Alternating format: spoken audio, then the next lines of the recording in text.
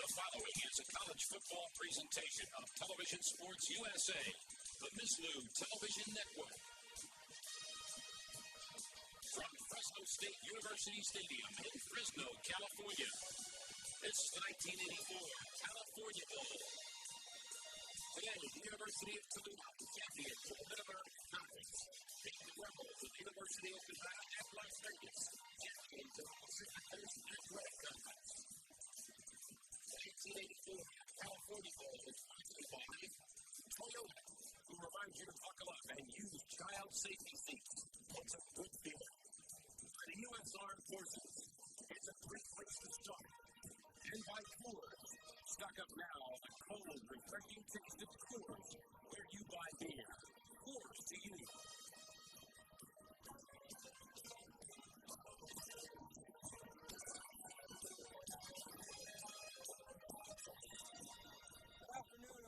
To a windy and chilly Bulldog Stadium. My name is Joe Rocco, and I'll be with you throughout the contest here on the sidelines, basically making sure you know what's going on down here, talking to key players and keeping up to date on injuries.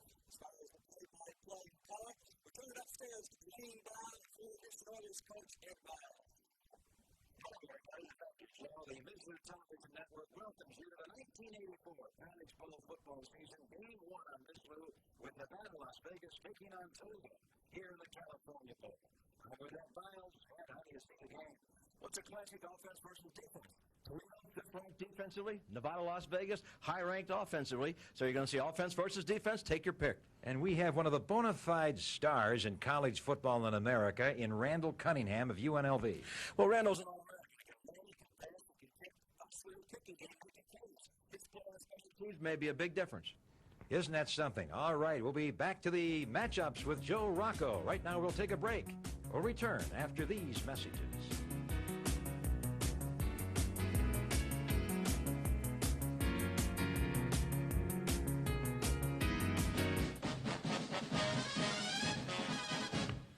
Toyota is proud to sponsor today's exciting College Bowl action. Toyota is committed to excellence in every car and truck we build, and in the collegiate sports Toyota sponsors. This is Toyota's 10th year as exclusive automotive sponsor of the Mizlu Bowl Games, the best in college football. As part of its collegiate support, Toyota will donate a total of $1,000 in the names of today's most valuable players to their school's general scholarship fund. And now meet the most valuable player in the Toyota Celica lineup, the new GTS convertible. With sporty styling, more power for 85, and features that score extra points without extra cost. See the new Celica GTS convertible at your Toyota dealer after today's game. No more bull, no more bull! In the world of sight and sound, you need the rest. Emerson, America loves you best. You kept the holidays right in tune. You gave us memories of the moon, winter weekends and summer afternoons that we could wish upon. America turns on Emerson, 'cause Emerson turns America on. Emerson, products that turn America on at fine stores everywhere. Stopping the Rebels of Nevada, Las Vegas starts and ends with containing All-American quarterback Randall Cunningham. Now, this is an athlete who not only can pass the ball, but run and punt with the same effectiveness. Just take a look at some of his key stats. 5th in the nation in passing efficiency, 13th in total offense, and 3rd in punting. Randall Cunningham is a strong force.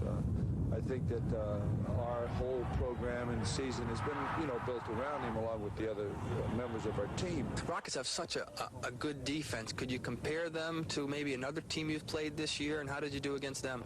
Well, I compare them to Cal State Fullerton. They had a great defense. They were good against the run in the pass. They were ranked nationally, and Toledo's ranked nationally 5th, and that's something they can brag about because they're a good team. And when you have an outstanding defense, it makes it complicated for offenses. But to going in the game, we're going to have to be successful. We're going to have to go with our same game plan. As if Cunningham isn't enough to worry about, Vegas has a couple of other weapons that will take you down the tubes. They come in the way of the conference leading rusher Kirk Jones and fullback Tony Lewis. Now, you'd think with Cunningham chucking, their offensive stats would be heavily slanted toward the pass, but that's not the case. Balance is the key word when you describe UNLV. It's only piled up 71 yards more passing than rushing. You can attribute much of that startling stat to the talents of sophomore tailback Kirk Jones, who speaks highly of the Toledo defense. defense? The only defense I can compare them to right now is our own defense, where they are more or less, we call them the swarm. And they just get all over the offense, and it's very characteristic of them, the way our defense does things. How tough is it going to be for them to stop Kirk Jones and the Rebels? Well, that all depends on how my offensive line goes, and if my offensive line is on, then I'm going to be on. Unlike Las Vegas, Toledo isn't quite as flashy. The Rockets will beat you with good, sound defense that's held opponents to about 9 points a game. The biggest thing about defense is believing in one another. We like to stay together as a unit and keep believing no matter what happens. We're just going to keep fighting. We think we build our program on solid defense and running to the football and making things happen defensively. And our kicking game's got to be sound, and then our offense tries not to put our defense in trouble. Usually it doesn't. Thanks to number 22, Steve Morgan, the senior tailback practically does it all for a rushing-oriented Toledo offense. Not only does Steve lead the Rockets in all rushing category, but he's also the team's top receiver. I feel that we should outscore the opponents. Our defense been playing well all year, and nobody's been scoring maybe 12 points. They average like 12 points against our defense. I feel we just score maybe a couple touchdowns, maybe 3 or 4 like you said, but I think our defense will come through like they have been all year long. They do put points on the board, but our defense, we have a lot of confidence in our defense. We don't, we have confidence in our defense to go hold them down, and it might take, a few more points we scored in the past. That the star running back and quarterback are talking more about their defense should tell you something. Should Randall and the Rebels have their way early, could be tough for Toledo to keep pace. Maybe that's why Vegas is a 7.5-point favorite. Stand by for the kickoff in the California Bowl after these messages. This is the time of year when we gather from far and near, and we welcome the season in, and let all the love begin. And the jokes you tell, and the songs you sing, and the sight of your smile still means everything. And I finally get to say, I think of you every day. I'm on. Happy holidays, Coors to you. From the people at Coors. It's the president. At AT&T, we never know how important any call will be. Mr. Ryan, it's the chairman. That's why every product AT&T makes, every business system, It's MGM. every inch in the millions of miles of our long-distance network, It's Rome. and every single technical innovation is made to handle every call It's Bobby. as if it were the most important call in the world. Hi. AT&T. We're reaching out in new directions. 1985 sees the return of the National Invitational Basketball Tournament to the Mizlu Television Network. America's top college teams will put the nation's oldest basketball title on the line over many of these same stations. That's the NIT Finals, Friday night, March 29th, right here on Mizlu TV Sports. Hello, everybody. Dwayne Dow with Ed Biles, and here we go with the California Bowl, the 4th edition, and we take a look at Dave Duran. He transferred to Nevada, Las Vegas after 1 year at Wyoming. He'll be kicking off to these deep men, Eddie Harris and Kelvin Farmer. Harris on the left, Farmer on the right. Harris is a junior out of Dayton. Farmer is a sophomore out of Lakewood, Ohio. Dave Duran, 5'11", 170, sophomore from Las Vegas, kicking off. And the left footer's boot goes into the end zone, and it's brought out by Eddie Harris. And Eddie Harris crosses the 20-yard line, and we're underway with the California Bowl as Toledo. Now, Ed Biles, many fans of this game remember 3 years ago when no one gave this Toledo team a chance. Let's see what they can do today. They have to control the ball to take the Nevada Las Vegas offense off the field. That's what they're going to go in with, that idea. And there you see the offense quarterback by A.J. Sager with Steve Morgan, their fine running back, and Jerome Stevens, Poor, Hutchinson, and Birch, along with an excellent interior line. The center, Darrell Kershaw, and you see the rest. I formation on the 22-yard line. First down for the Rockets. And it's a give to the up man who goes to the 25. That is fullback Jerome Stevens. And Stevens gains 3 yards. So it'll bring up a 2nd and 7 for the Toledo Rockets.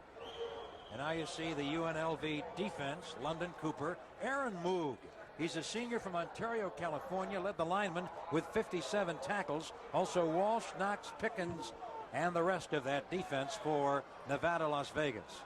And now quarterback A.J. Sager on a 2nd and 7 from the Toledo 25. And it's their excellent tailback who this time only gets 2.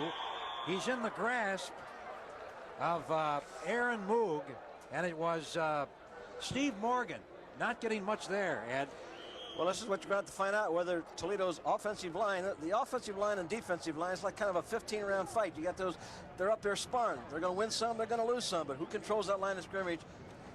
They're the defenders in the secondary, Hollis, Blue, Allen, and Sains. And Hollis had 4 interceptions. Now a possession down, and Toledo has not done much on a possession down this year, only clicking on 3rd down 34% of the time. They're 3 yards short of the 30, 5 yards short of the first down, and the sack man, Aaron Moog, out of Ontario, California, just blanketed A.J. Sager there. Well, that's the matchup we're going to have to watch. Vihar versus Moog. Now, Moog is a great rusher. He uses a lot of different techniques. As he comes in, you're going to see him come left-hand side. He just beats Vihar there. He's in on top of him right now. Now, Vihar slipped out. They slid in with Berline. They must have trying to do a difference in their blocking adjustments on that play. Now it's punt formation for the Rockets. And punting is David Walker, standing back inside his 5. For Nevada, Las Vegas, McDade and Lewis are deep as the ball spirals beyond midfield. And then there's a flag on the play as one of the up men picked it up for the Rebels. It was David Hollis. And we have a break in the action, ladies and gentlemen, at the California Bowl. We'll be back right after these messages. Well, let's stay right here now. We understand there's going to be a penalty for clipping. And so, with the clipping penalty against the Nevada Las Vegas Rebels, that really is a big break for the Rockets, Ed. Well, that's going to help the punt. It was a very short punt. Nevada was trying to set up a wall to get a right return, but the punt was so short they couldn't get it accomplished. But the penalty, 39-yard punt. Now you tack the 15 on, of course. That makes it a 54-yard punt. All right, you see the referee, Joe Thomas. This is a Southwest Conference officiating crew. And now here come the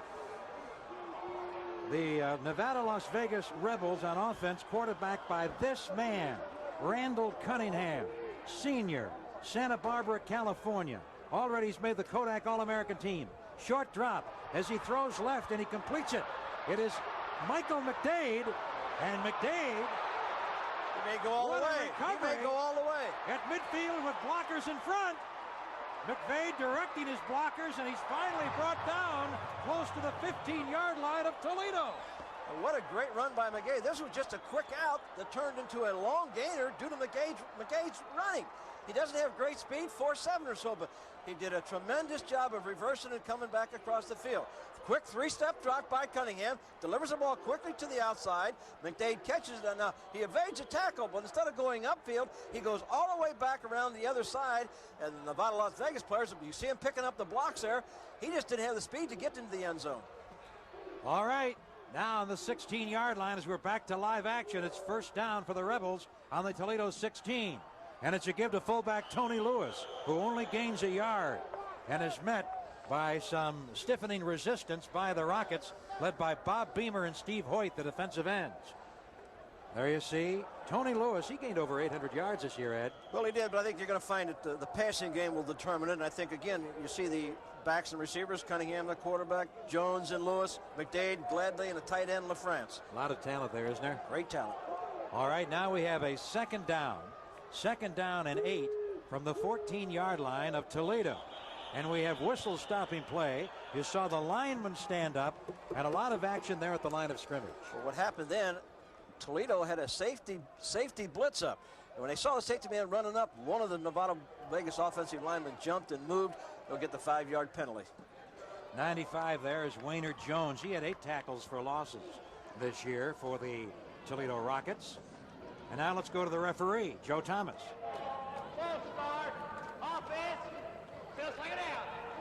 So that's the second penalty sustained by Nevada Las Vegas. Puts the ball back in the 19-yard line. And that brings up a second down and 13 for the Rebels on the Toledo 19. We're in the first quarter, early in the game with no score. Again, Randall Cunningham throws a bullet for a touchdown. And into the end zone goes Tony Gladney. He was the leading receiver for Nevada Las Vegas in 1984. And the Rebels have struck and lead the Rockets 6-0. Well, Cunningham showing his great ability. He recognized where the strong safety was. The strong safety was up towards the line of scrimmage. He read it perfectly, stepped back, delivered a quick slant into Gladney, takes it all the way into the end zone. What a bullet he threw in there. It was just a 3-play drive, about 73 yards on 3 quick plays. Well, that big play by Michael McDade out of Chicago. He's out of the Chicago Catholic League, and they're the man who scored the touchdown out of Foster City, California, Tony Gladney. The extra point try, and it is Joey DiGiovanna kicking it through the uprights. And so it's 7-0 Nevada, Las Vegas. We'll be back right after these messages.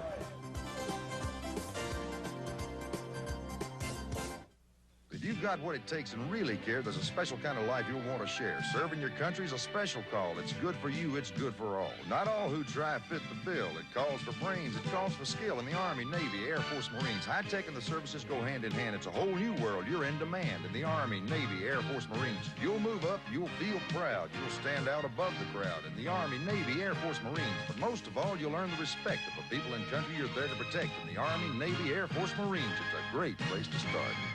Hitachi, a world leader in technology, presents quality. Backed by the most aggressive research program in our history, you can see the quality in Hitachi color television, like cabinetry of fine wood products for the look and feel of elegance. Signal tracker control for a truly superior color picture, and our 10-to-1 limited warranty, your assurance of reliability. That's quality. That's Hitachi, a world leader in technology. And so Dwayne Dow with Ed Biles in Fresno, California. This is the very first bowl game. The Rebels are Nevada, Las Vegas. The Rockets are Toledo. The leagues are the Pacific Coast Athletic Association and the Mid-American Conference.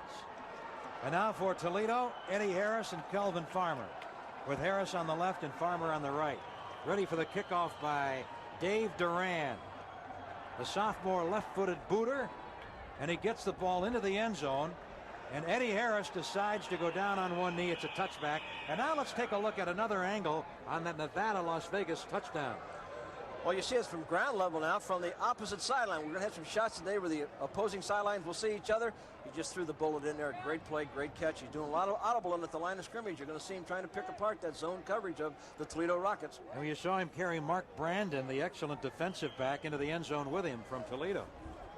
All right, out come the Rockets. Man going over the ball is Daryl Kershaw, a senior from Columbus, and A.J. Saggers, the quarterback, a sophomore from Kirkersville, Ohio. The I-backs are Stevens and Morgan. And here's our big man, and he powers his way for 4 yards, does Steve Morgan, who for the year had 1,137 yards on the ground. Well, it's an interesting situation. You have one back in their offense. Morgan carried the ball 305 times, and the next back, Stevens, only carried it 70 times.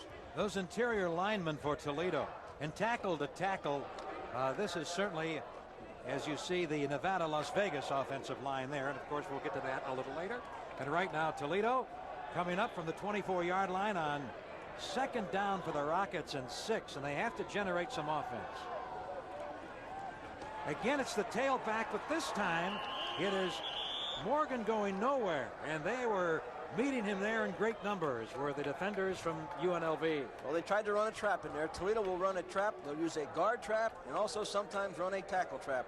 That time they trap, but the defensive lineman just closed down the hole, nowhere to go. Now, Toledo has to get their running game going for them to be effective in this ball game. Dan Cimarron knows right now that for them to stay in this ball game, the running game, the offensive line has to do a better job than they've done these first few plays. Hey, that coach has been wearing those Toledo colors for a long time, hasn't he? Oh, it's been through his whole career. High school, college, played there, coached there all the way through. Never moved out of the city. Possession down again for Toledo, 3rd and 5 at their 25. Play action, pitch, and they've got the first down. Good deception, and Morgan going wide to get it before he goes out of bounds. Rockets with their initial first down. Well, it was a nice call. They run a option into the short sideline. See the fullback coming up. They pull the guard. Now he's going with the option play into the short sideline. He comes down the line, makes the pitch. Nevada was looking like they were missing the wide side and also looking for the pass. Caught them unaware. Now, Toledo has to make the running game go. You'll see them run the ball a lot of times on 3rd and 4 and 3rd and 5. Charles Gimry out of Oceanside, California, made the tackle out of the secondary for UNLV. Ball in the 36 of Toledo, trailing Nevada, Las Vegas 7-0 early in the game. And up he comes again for 7. Steve Morgan. And you're beginning to see how this young man led Toledo with well over 1,000 yards rushing. Well, that's Toledo's football, Dwayne. They have to get in there. That offensive line has to get off on the ball, get into the Vegas defensive lineman. That lead blocker has to do his job. That's the way they like to play the ball game. Well, they're out to the 43-yard line, giving them 2nd down and 3. Morgan carried the ball 305 times this year, Ed. That's amazing. That's a lot of carries. Again, the I formation. Again, A.J. Sager, a workmanlike quarterback. Not flashy, just the opposite of the man for Nevada, Las Vegas. And here trying to get the first down is Morgan as he cracks over the 45 and appears to have it. He made the first down, and again, they had success on 2 plays running into the short sideline. The ball is on the left hash mark. The 2 plays they had great success with running here now was into that short sideline. Maybe they've noticed that Nevada's playing a little bit to the wide side of the field. Oliver Cooley made the tackle, one of the many junior college transfers on the Nevada, Las Vegas team. On the other hand, Toledo, with absolutely no junior college transfers, the man in the middle of the screen is Coach Harvey Hyde in his 3rd year with the Rebels. Now Toledo with its 2nd first down, 3 yards short of midfield. Ooh, and what a hit. Number 94 was Oliver Cooley, and he really nailed the Toledo back on that play. Well, he read the trap again perfectly. He just stepped up in there right into the hole, and when the guard blocked down, he stepped up and filled the hole. No place for the runner to go. And now the officials confer. We see no flags down, but we're going to have the referee indicate holding there against Nevada, Las Vegas. And so the Toledo fans who have made the trip out from Ohio enjoy that particular situation. Well, that's an incredible. Here's that's one an man who incredible. doesn't like I was just going to say that's an incredible call. The umpire made. Appears that the umpire made a defensive holding call on a defensive player at Nevada, Las Vegas. That's an extremely unusual call from an interior lineman standpoint. Let's see if we can hear the call. Holding, defense,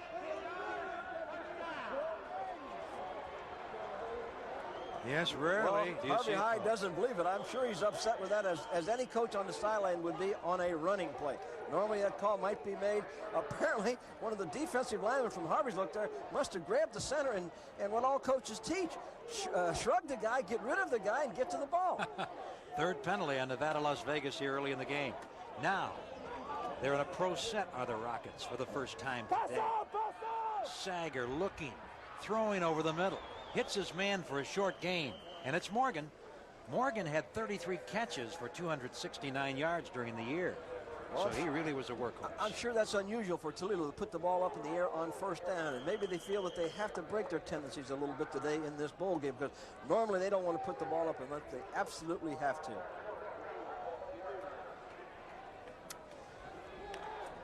So now the Rockets on the 40-yard line, 2nd down and 7 for Toledo on the Nevada, Las Vegas 40, with UNLV leading the game 7-0, and we're midway through the first quarter. Looks like they're coming in a blitz. They were all lined up the line of scrimmage. But breaking through for a gain of 6 is Morgan. And maybe Toledo picked up that situation you talked about, Ed, because Morgan gained and now is just a yard short of the first down. Now we get a good shot here from the ground level from the offensive line block. And Nevada came up, see the blitz coming there? And once you split through in the blitz situation, good job on the double team in there. See him coming through. See Morgan getting that extra. Good leg drag by him. Ed, you have to be impressed with Kershaw, Berlin, Crone, Murrin, Vihar, the interior line of Toledo. Well, that's a senior offensive line. Both teams have pretty senior offensive linemen, and you're going to see some pretty good offensive line play. Of course, this is Toledo's game. They have to make that go. If they get into the passing game, they'll be in trouble against Nevada. Now it is 3rd down and 1 from the Nevada, Las Vegas 35. Power I for Toledo, and a passing down on 3rd and 1. The play worked, but the ball was just overthrown. So number 80 in dark Glenn Birch, the senior tight end from Detroit. Well, they line up in a power I formation, and everybody anticipated. They faked the power I, play action pass off of it. He had it wide open going to the corner, and that's the problem you have with a sophomore quarterback. He was so wide open that he didn't need to. He should have just laid it right in there. He had plenty of time, but that's the problem that a coaching staff goes through when they have a young quarterback. Going to be a great one as he continues to mature. He'll miss some open ones like that once in a while. Now they're going for it. 4th and 1 for Toledo on the Nevada-Las Vegas 35. Just under 7 minutes left in the first quarter. Let's see if the Rockets can get there. And it's the man, the tailback, who does break free. Morgan may go all the way, and he's just tripped up short of the 10-yard line. Steve Morgan, a dominant player for Toledo early in the game.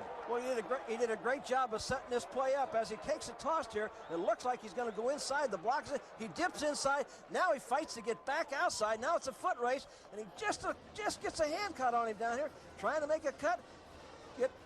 Grab him by the ankle. Caught his toe. Oh, just by his toe. Great play by freshman Pickens, trying to making that game-saving tackle.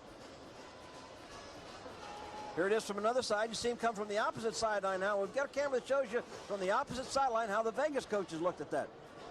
Good play by Davis rather than Pickens. All right. Ball on the 13-yard line of Nevada, Las Vegas. I formation, 1st and 10 for Toledo. And again, Morgan cutting inside and burrowing to the 9. As it was Oliver Cooley on the tackle there against Steve Morgan. Morgan's out of Springfield, Ohio, which is down in the southwest sector of Ohio. My partner Ed Biles coached in that neck of the woods for a long time at Xavier and had excellent teams. And I tell you, they play excellent. This is really a battle between the West Coast football and the Midwest football. West Coast passing and MAC Conference predominantly run-oriented possession. You're seeing what the MAC Conference likes to do right now in this drive by Toledo. 2nd down. 2nd and 6 from the 9.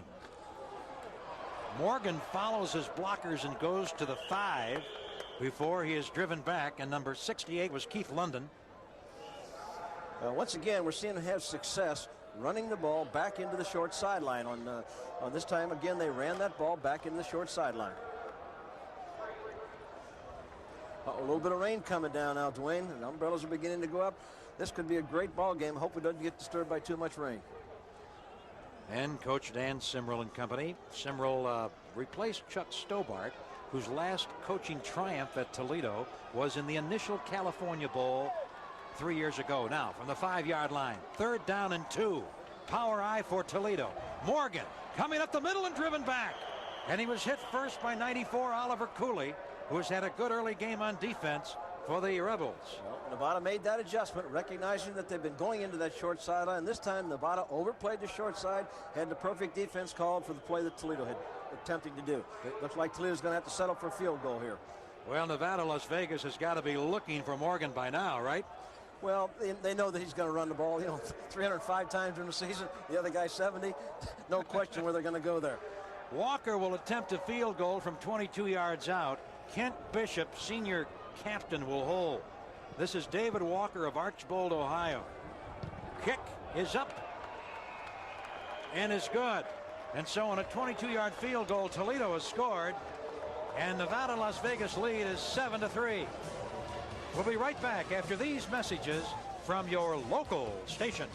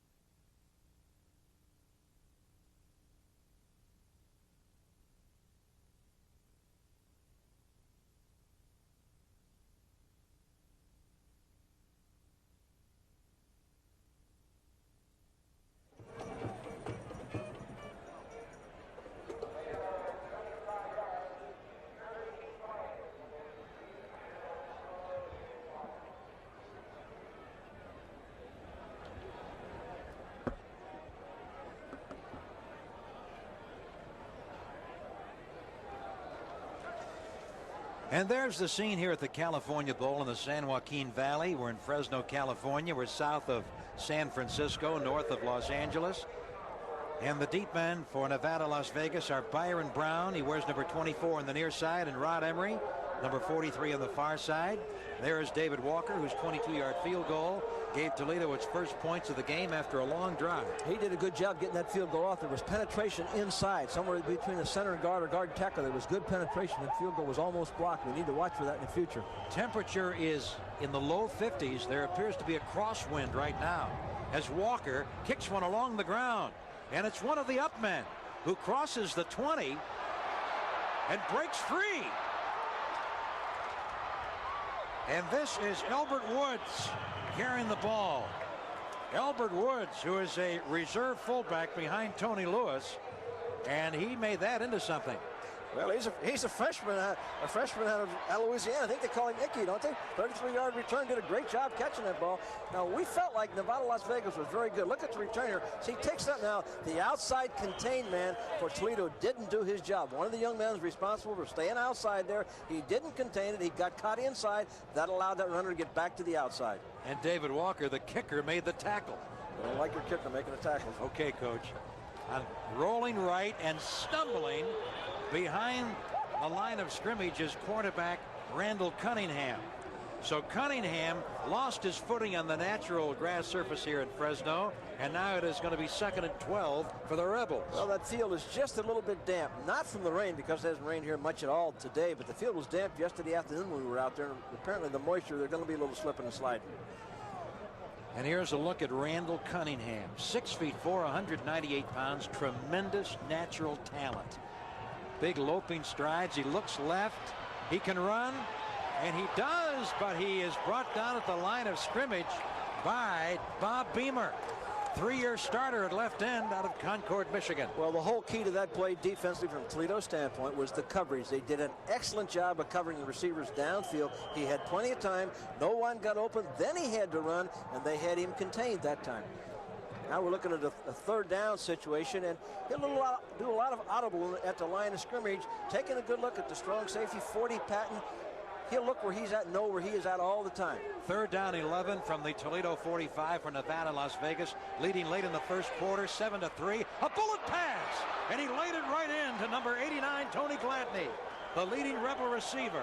And did he throw that ball hard? Well, he probably audible at this play at the line of scrimmage.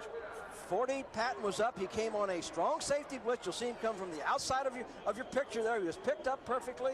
Glad made a good adjustment. Read a slant pass, got inside the defensive back. That's what made that play go. Got inside of Brandon, the fine cornerback from Toledo, who's one of the leading interceptors in the country. On the 27-yard line, I formation for the Rebels. They lead 7-3. They want to get more before the end of the first quarter, which has 2.5 minutes left. And now the tailback picking his way through. And finally a waist-high tackle stopping Kirk Jones. It was Dexter Clark who might have saved 6 points on that tackle. Well, Randall audible to this play. You can see him doing the audible. Now he comes out, just a straight handoff inside. Jones did a good job of cutting back inside, making that play go. Jones gained 1,007 yards rushing, the first man in 11 years for Nevada, Las Vegas to go over 1,000 yards.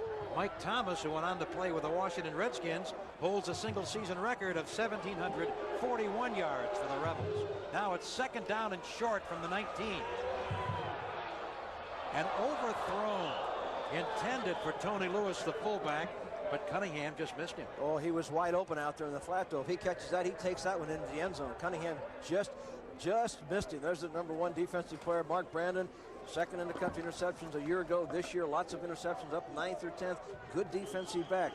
But that time, good little play action fake in there. Cunningham rolled to the outside. Lewis was wide open out. In fact, that fullback out in the flat is a tough play from a defensive coach's standpoint, defensive player's standpoint, because you can sneak through the line of scrimmage. We'll be back right after these messages. When night comes out to play. Turn it loose with the silver bullet. Find it, catch it, grab it, pull it. It's the right light one when you hit the town. Coors Light will never, never, never slow you down.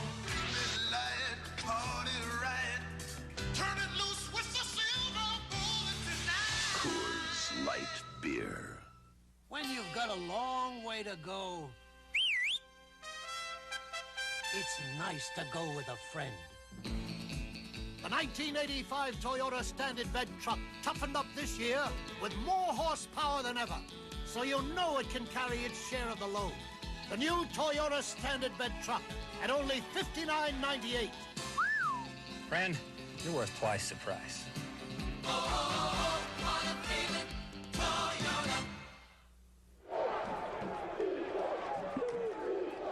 I love those lights here at the California Bowl. They are like big arms that kind of stick out over the plane surface. Really a good design. This is an excellent stadium. It's really different design because they, most lights go straight up. This comes out, extends over the field. 3rd down and 2 for Nevada, Las Vegas on the Toledo 19. The team on offense, the Rebels, leading by 2. And here, breaking ahead and fumbling the ball. And Toledo's got it. Toledo recovers on the fumble by Kirk Jones, and it was Mark Patton, the strong safety out of Waldbridge, Ohio, a junior for the Rockets, and that is a big fumble recovery. You see what happens in the line now. You see the good blocking. He was open. He just lost the ball. Hit his own offensive lineman as he came through there, carrying the ball just a little bit outside. Hit into him. That was Albert Woods on the carry. So it's 7-3 in favor of the Rebels, and we'll be right back after these messages.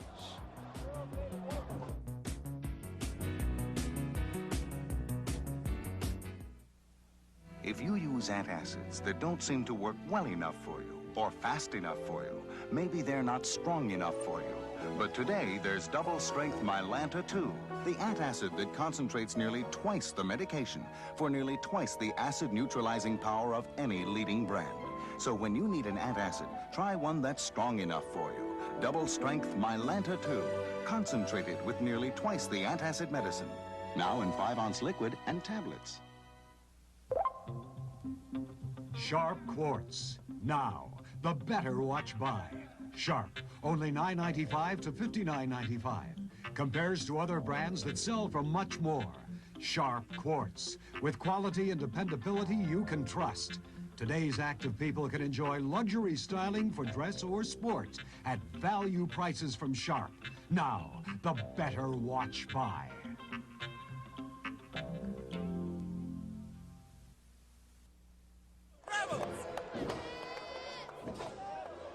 All right, Dwayne Dow with Ed Biles. We're back at the California Bowl as we look at the Toledo sideline. Ed? Well, the thing you just saw there was a very unusual thing. Both of these teams have been good from a takeaway and giveaway standpoint. Toledo, their football team, has taken the ball away 36 times, 20 interceptions and 16 fumbles. They've only given them away 26 times, so they're kind of what you say plus 10. Nevada, 18 takeaways, interceptions, 12 fumbles, 30. They've only given it away 19, so they're plus 11. Very unusual for Nevada to lose a ball on a fumble. An overcast day in California. From the 14-yard line for Toledo, you see the wide receiver in motion. And here's Morgan, who gains to the 18 for a gain of 4. And Steve Morgan out of Springfield, Ohio, the Rockets' leading rusher and top ball-carrying threat. He was tackled by Darrell Knox from Los Angeles, an outside linebacker. Well, they're doing the things that brought him here. They're giving that ball to Morgan and giving it to him time after time. That's how they got here. They're going to say, you got to stop what we've been doing all year, Nevada. Morgan wearing number 22, as you see Darrell Kershaw out of Columbus, Ohio, go over the ball. And a view from the field there for a moment. Man in motion was Bill Poor. And now Morgan again. And he's tripped up by number 25, David Hollis. You see Hollis kind of applauding his own achievement. He's a sophomore out of Gardena, California. Left cornerback.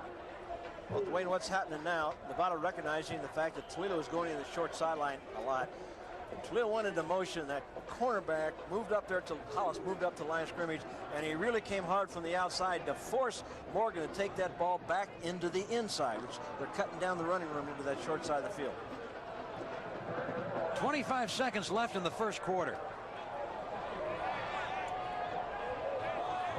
This is 3rd down and 4 for Toledo on their own 20. And Sager will try to run it for the first down, and he gingerly steps down the sideline, and I believe he made it as he tight-roped up the near side of the field. And a good move by A.J. Sager. Doesn't have the press clippings of his adversary on Nevada, Las Vegas, but he did a good job there. Well, the thing he knew on this play was he knew where the first down marker was. Now, this again is a running play, option runner pass into the short sideline. He recognized he can make the first down, gets enough, and then steps right out of bounds. Once he got beyond that first down marker, stepped out of bounds. It was a nice little dance. Certainly did. Showed some good intelligence and kept himself from getting hit. All right, I formation, wide receivers to either side. Hutchinson to the right, Poor to the left, and quarterback A.J. Sager, who has his team out to the 25-yard line, and they run it again out over the 30-yard line in the person of, let's see, Stevens. That was Jerome Stevens, the senior out of Braceville, Ohio, and he was brought down by Richard Grant, left tackle. And that's the end of the first quarter. With the score, the Nevada Las Vegas Rebels 7, the Toledo Rockets 3. We'll be right back after these messages from your local station.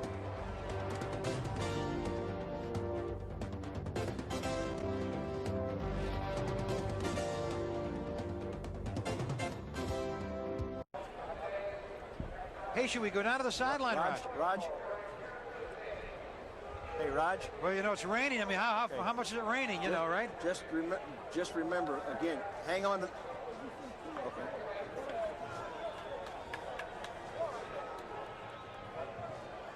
At least on the rain. How hard is it raining, Raj? Yeah. Want me to pitch it to him right now, Roger? To the truck? Okay. Yeah. Yes. Is this all right? All right.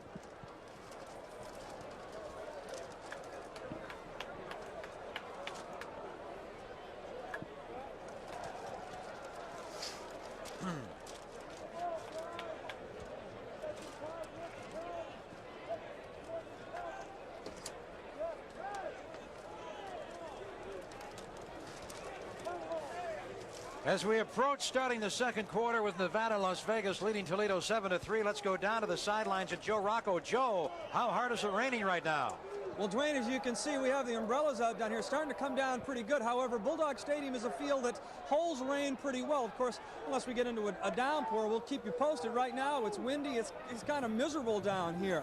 Let's go back upstairs. All right, Joe, you look very fashionable in that trench coat and in the umbrella. And here's a keeper play. And coming up for 5 yards is A.J. Sager, as now we have Toledo driving from the south to the north. And John Taylor in the game, an outside left linebacker out of Beaverton, Oregon, made the tackle on this man, Mr. Sager, out of Kirkersville, Ohio. Now, you're a native Ohioan. Where's Kirkersville? I was afraid you was going to ask me that question. I never heard of it. I don't know where Kirkersville, Ohio is at. Somewhere in the state of Ohio. I can guarantee you that. Well, I bet they're watching at Kirkersville right now. Well, they should be, because he's doing an excellent job. He's running that option play into the short side and having a great deal of success with it. All right. First down. First down for Toledo out over the 35-yard line.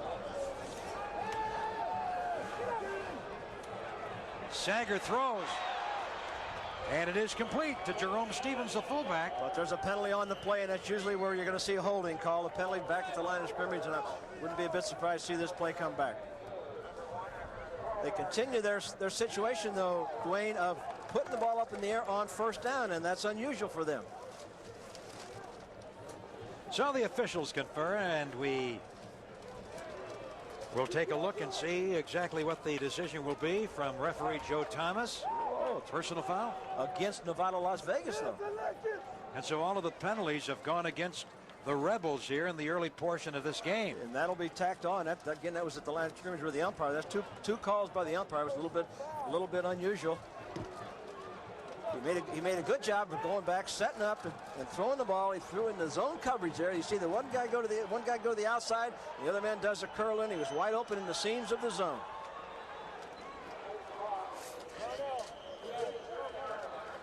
All right, so it'll be Toledo ball on the 37-yard line of the Rebels.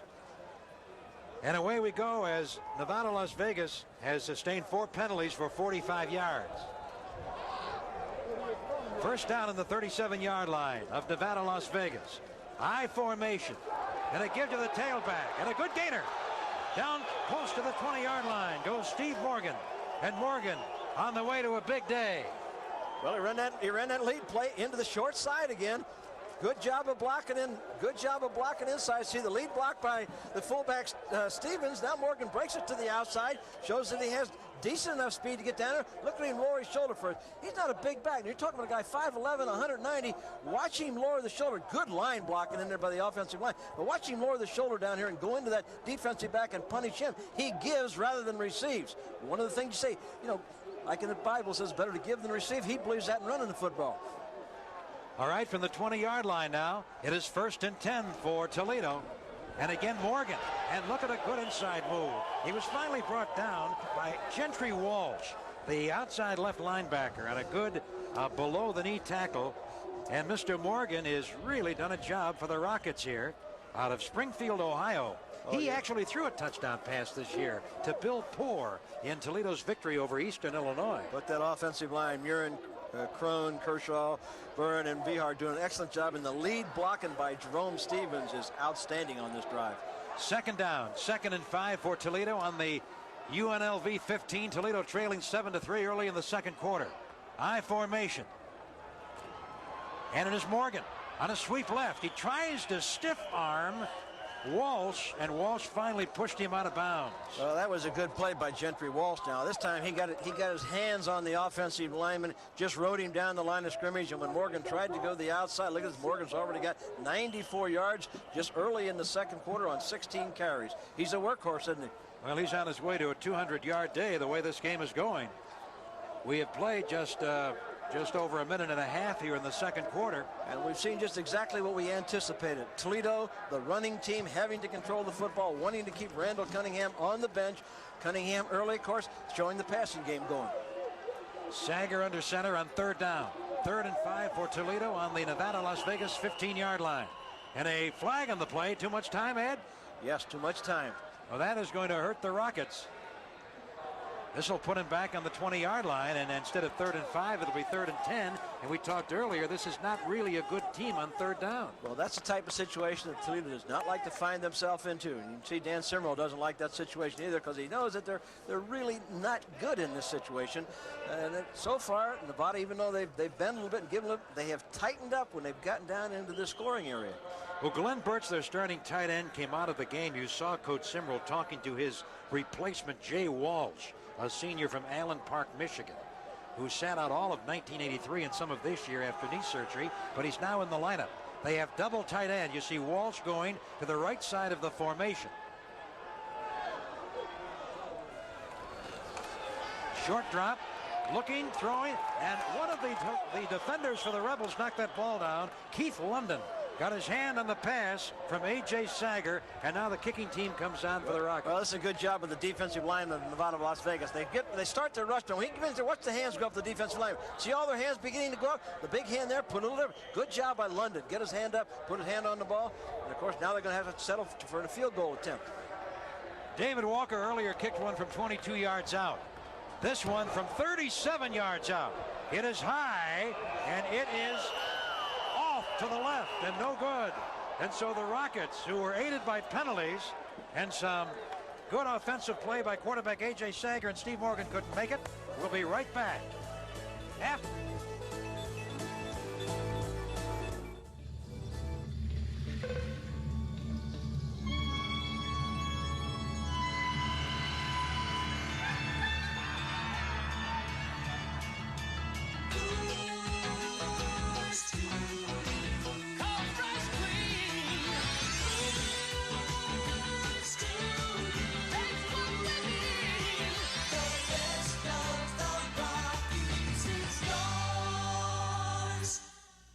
There's a time in life for the young to say, I want something else, a different way. The town's the same, the people too. School is over, need something to do. The services have it, it'll really show. You'll see new places, you'll really grow in the Army, Navy, Air Force, Marines. Challenge, adventure, excitement too, a time to enjoy and see something new. Army, Navy, Air Force, Marines. You'll work hard, feel really free, serving your country for all to see in the Army, Navy, Air Force, Marines. Be part of a team, be friends forever. A part of the services you won't forget ever. Army, Navy, Air Force, Marines. It's a great place to start.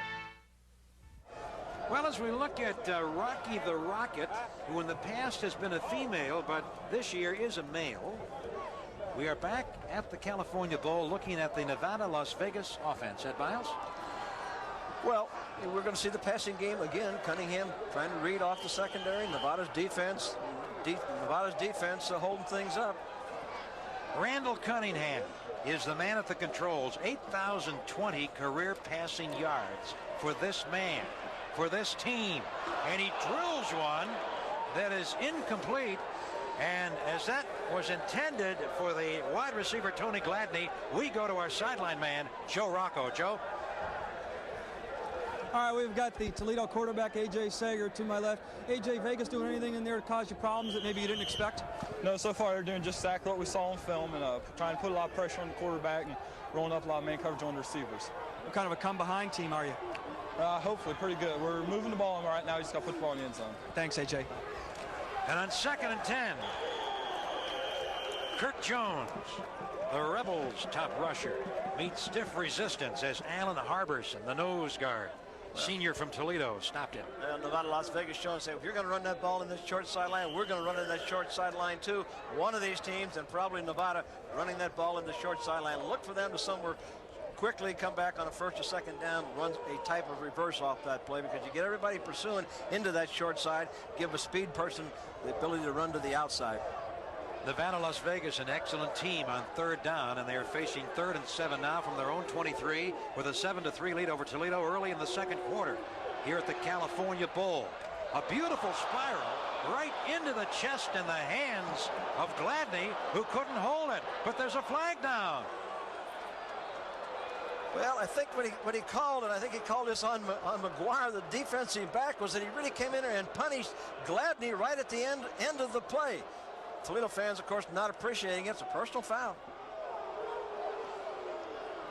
And Coach Dan Simrel, a little animated right now. Well, let's see if we can pick it up as we look back. You see him going back. Now, he drills this pass. He puts it right into Gladney's hands.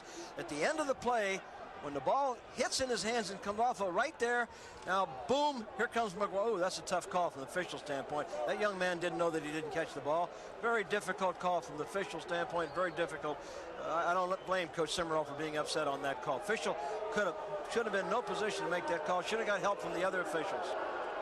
Well, a lot of the Toledo fans and coaches don't like it, but play continues as Nevada, Las Vegas, after Toledo had sustained its first penalty, it's Nevada, Las Vegas in the I formation, 1st down from their own 38. Now he's audible in the play. He's changing the play, whatever he had called the line of scrimmage.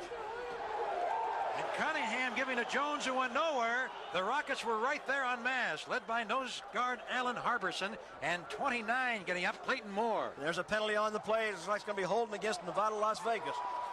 You see Clayton Moore very excited, as maybe that penalty did a lot to get the Toledo defense going, Ed. Well, I'm chuckling because coaches in college always have the tendency to think, see, officials in college always work the same side. They like to talk to the officials on their side. And after that penalty from the opposite bench, looks like official over this side called the very next play a holding play, and I'm sure Simrel says, well, maybe all that yelling and screaming I did paid off. Let's go to the referee. Still 1st down. And Coach Harvey Hyde pacing in front of the Rebels bench. He's in his 3rd year. He coached at Pasadena City College before coming to Nevada, Las Vegas. From the 28-yard line on 1st and long, a short screen. This one's complete, and Tony Lewis running. And is dragged down by Mark Patton, the strong safety, short of the 40-yard line. So they're back just over the original line of scrimmage, Ed. See, that was a great call by their coaching staff. He came out looking to the left. He did an excellent job of setting the screen up, too. The young man has great poise. As he went back to set the screen up, he kept looking out to the right side. There's a Toledo player down on the field out there, but he really did a good job of setting that screen up. So we're going to take a break, ladies and gentlemen. 7-3, the Rebels lead. We'll be right back after these messages from your local stations.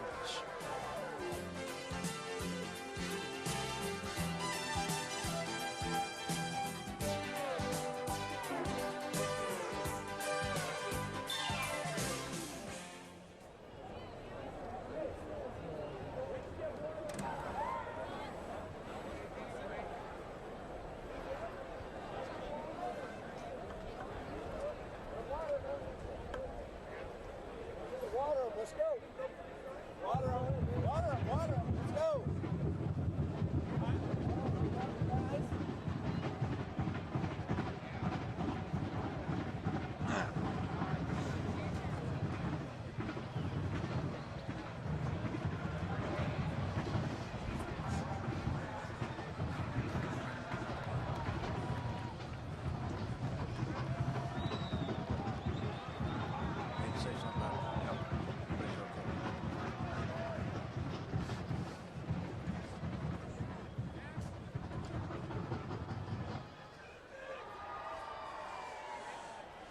Well, the injured player, the man shaken on the play, was able to come off the field on his own power. Mark Brandon.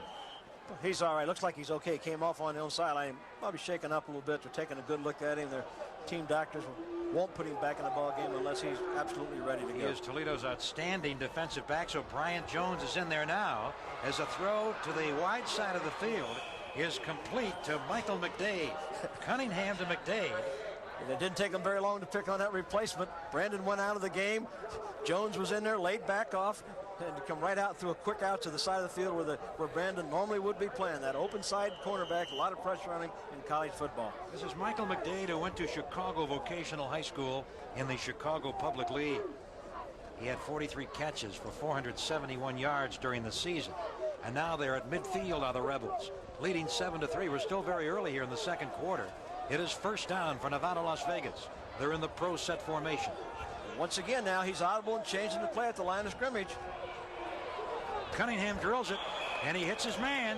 And again, it's Michael McDade. So Randall Cunningham is now starting to get warmed up, Ed. Well, Toledo plays a tremendous amount of zone defense, and what he's doing, he's taking a look at the strong safety, number 40. When he sees him lining up to that wide side of the field, he's 6 out of 8 so far, and the one that was an incomplete pass, he's up for 126 yards. But he's looking at Patton. If Patton's at that wide side, he realizes that the underneath coverage linebacker has to really hustle to get to the outside.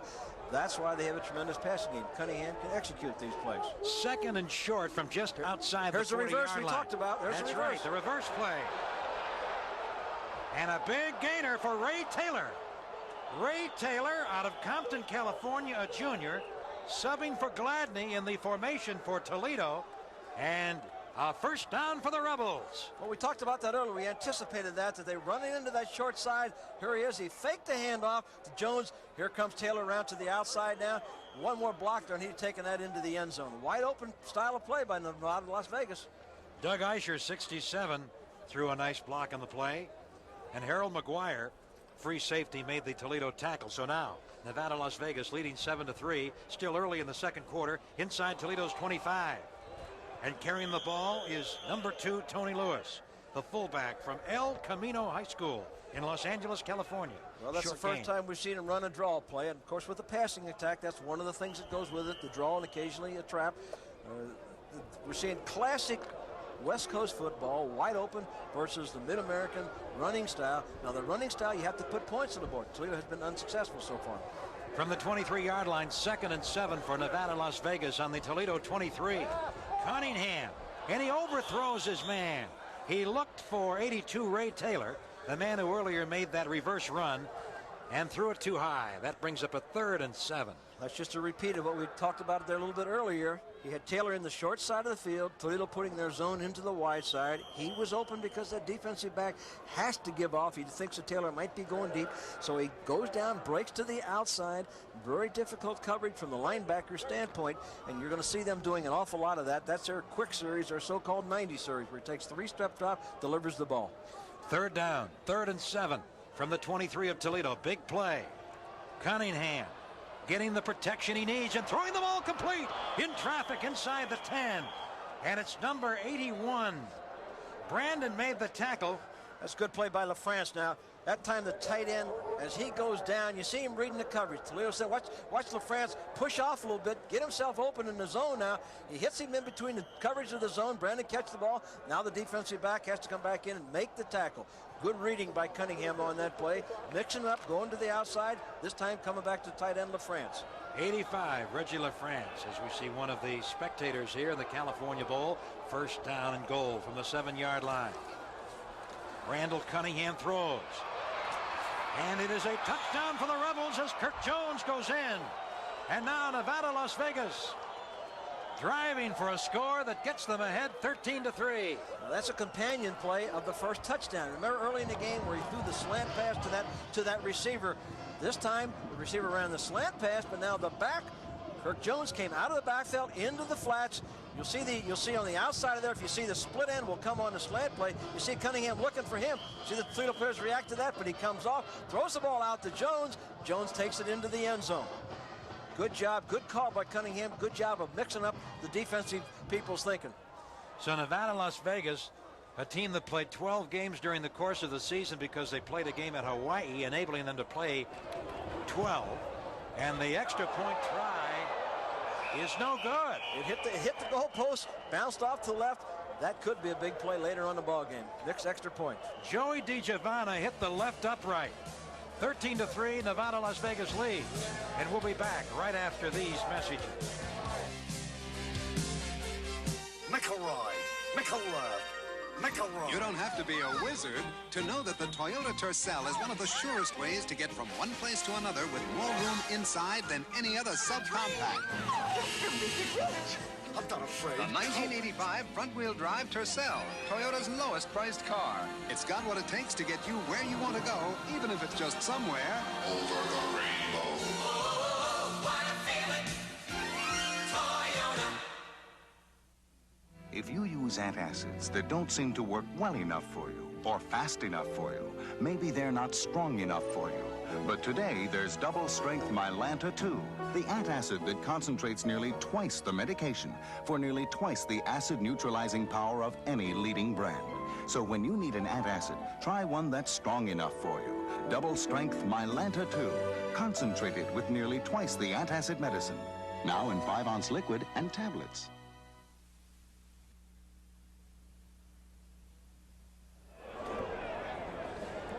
And the scene at the California Bowl. Dwayne Dow with Ed Biles. Glad you could join us. This marks the third game, Ed, that I've been out here to cover in Fresno. People have treated us very well in the San Joaquin Valley. A little chilly. We had some wind coming in. I know these players have enjoyed their visit here for the past week. Well, it's for a good cause for the Valley Children's Hospital, and you see them go in and visit with those players, and you know it makes a great outing. Las Vegas had 13-3 here, but it's really been what we anticipated. Toledo trying to run the ball, trying to control it that way. Nevada being wide open. The only difference being that Toledo has not put that touchdown on the board yet. And so the return man for the Rockets are Eddie Harris and Kelvin Farmer. Dave Duran kicking off. Just to accentuate the contrast between these two teams, Nevada, Las Vegas has 3 different men doing their kicking. Toledo only has 1 man doing all of their kicking. And this kick goes out of bounds as a flag drops, and they'll kick it again 5 yards further back. Now, Nevada, Las Vegas lost its final regular season game decisively when they couldn't stop the running attack of Southern Methodist. Toledo, in their last regular season game, played the Temple Owls on the road and were beaten decisively. Well, you're talking about the same thing we're looking at here today, though. Toledo hasn't been able to make that running game going as successful as the SMU Mustang, who have a great running attack and a fine football team. Now, you're seeing a typical West Coast type team throwing the ball, a typical Mid-American team that plays a lot of zone. They do not see a lot of passing in that. And when they get into situations where they have to play a little bit more man-to-man and mix things up, they have some problems with the passing game. Now, they have got to just take this. It's a very crucial drive from Toledo's Dan Simmerall's standpoint. He realizes that if they get the ball and drive it down and put a touchdown on the board, they're back in the ball game because of that next extra point. But should they not move the ball and Cunningham get his hands on it again, then it could be a long halftime for him. So Dave Duran, sophomore from Las Vegas, who played 1 year at Wyoming, sat out last year, gets this one down the middle of the field. And on the run back is Eddie Harris. And Harris comes up toward midfield, and that's what Toledo needs. That's exactly what they needed. A lift, ran it on the short sideline, picked up some blocks, and the kicker had to make the tackle. And you see, as we get this, Harris coming off the field, he's the fastest player. There's he'll run a 4.5 I think we got a good shot of this. You see the blocking develop. Watch him coming up through there. Now he breaks it to the outside. You see the kick out block. Now you see the blockers looking ahead. Watch the peel back there by 33 on 7. And here you go. When your kicker has to slow him down to help everybody make the tackles, they're starting in great field position on the 50-yard line.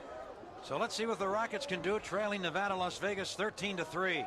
Sager hands off, and Morgan runs up the middle and gains 8 to the 42 of Nevada, Las Vegas. And making the tackle for the Rebels was Aaron Moog, the defensive right end. He played with a broken wrist through 1983 and is considered the top lineman for the Rebels. He's a good player. He made honorable mention. Associated Press was the outstanding defensive player in the Pacific Coast Athletic Association Conference. And with that run, I believe we've got Morgan going over the 100-yard mark before halftime. Second down. 2nd and 2 for the Rockets on Nevada, Las Vegas 42-yard line. I formation, wide receivers to either side. And a fake, and Sager did give it to the running back. I thought he kept it for a moment. And it was Jerome Stevens getting that first down to the 40-yard line, and they're moving the yardage chain. Well, that's kind of a play that the coaches call to keep the defense honest type thing. They have to have the threat of Stevens running inside, so the linebackers and those defensive linemen just can't play outside shoulder all the time. And they don't expect to make big yardage off of it, but they have to make them conscious of it. Still 8 minutes and 35 seconds left here in the first half. Lots of time for Toledo to get back into the game. They trailed 13-3, 1st and 10 on the Nevada-Las Vegas 40. A.J. Sager, and he looked good on that pass, but fumbling the ball to Toledo was Bill Poor. Now, Bill Poor, who made a big catch in the initial Toledo California Bowl victory 3 years ago, made a big drop there. And coming up with the ball was strong safety Harvey Allen.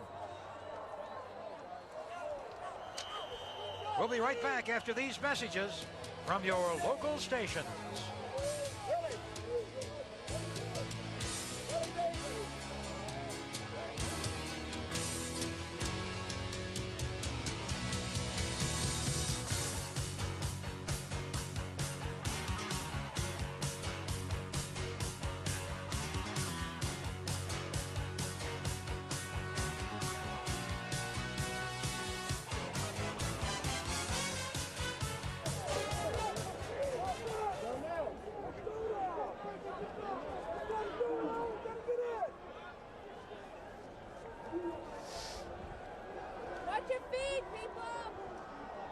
Touchdown, but I'll tell you, it'll be a long, long road.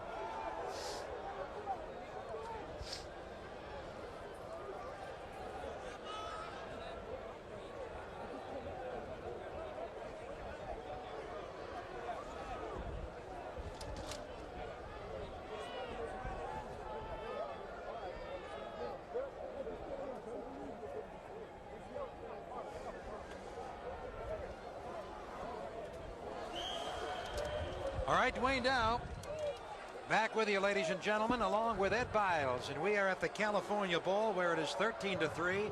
Nevada, Las Vegas with the ball and a big drive starting here, Ed. Yeah, it's a key defensive series now. If they go in and get another touchdown, it would really hurt the. And breaking free is Kirk Jones. Jones goes over the 40-yard line and is finally pushed out of bounds by Mark Brandon, who was back in the game after being shaken earlier. Kirk Jones, sophomore from Long Beach, California.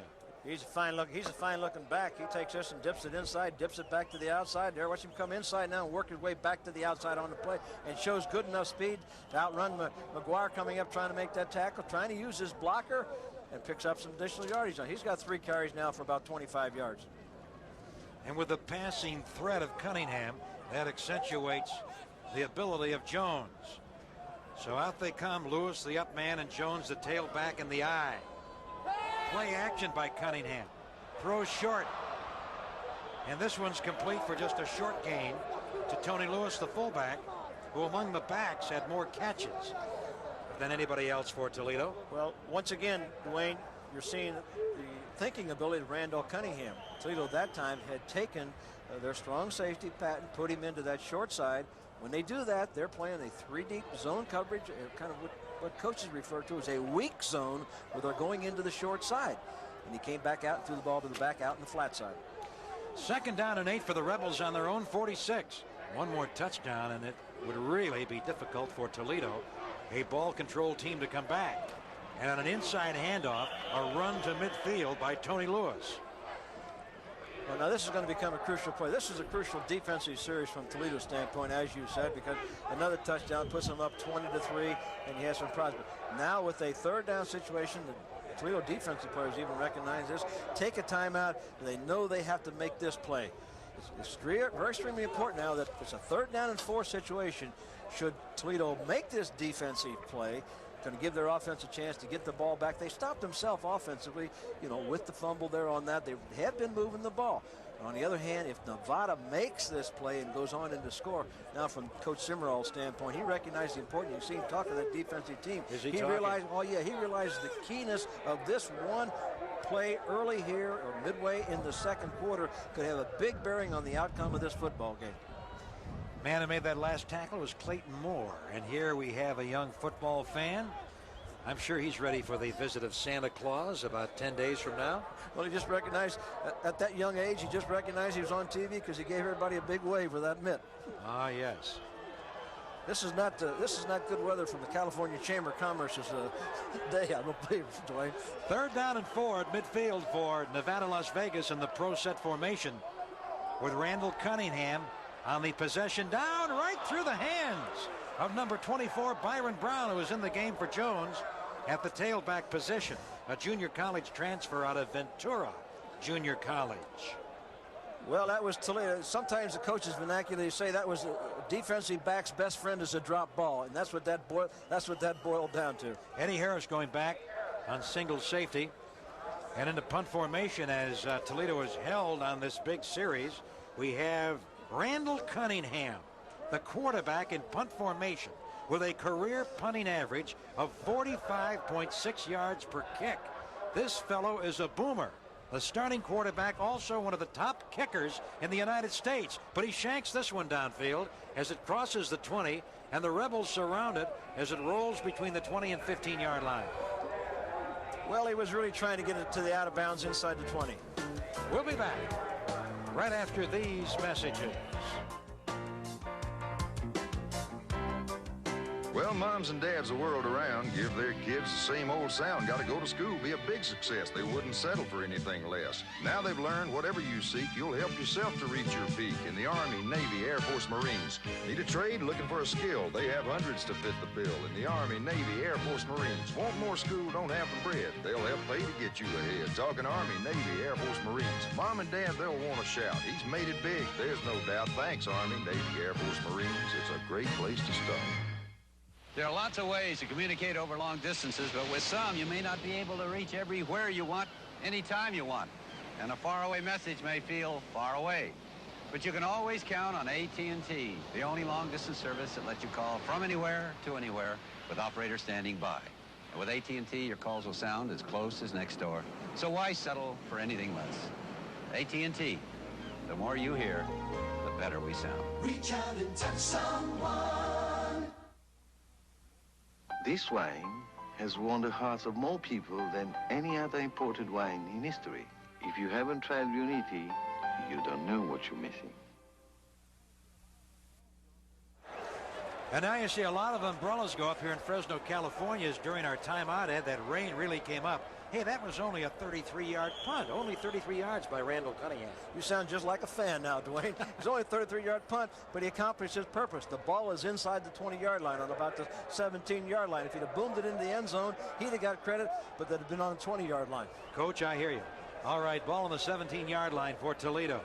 The Rockets needing a touchdown before the half, and they got nowhere there, as it's Darnell Pickens making the tackle on defense. And carrying the ball was Jerome Stevens for no gain.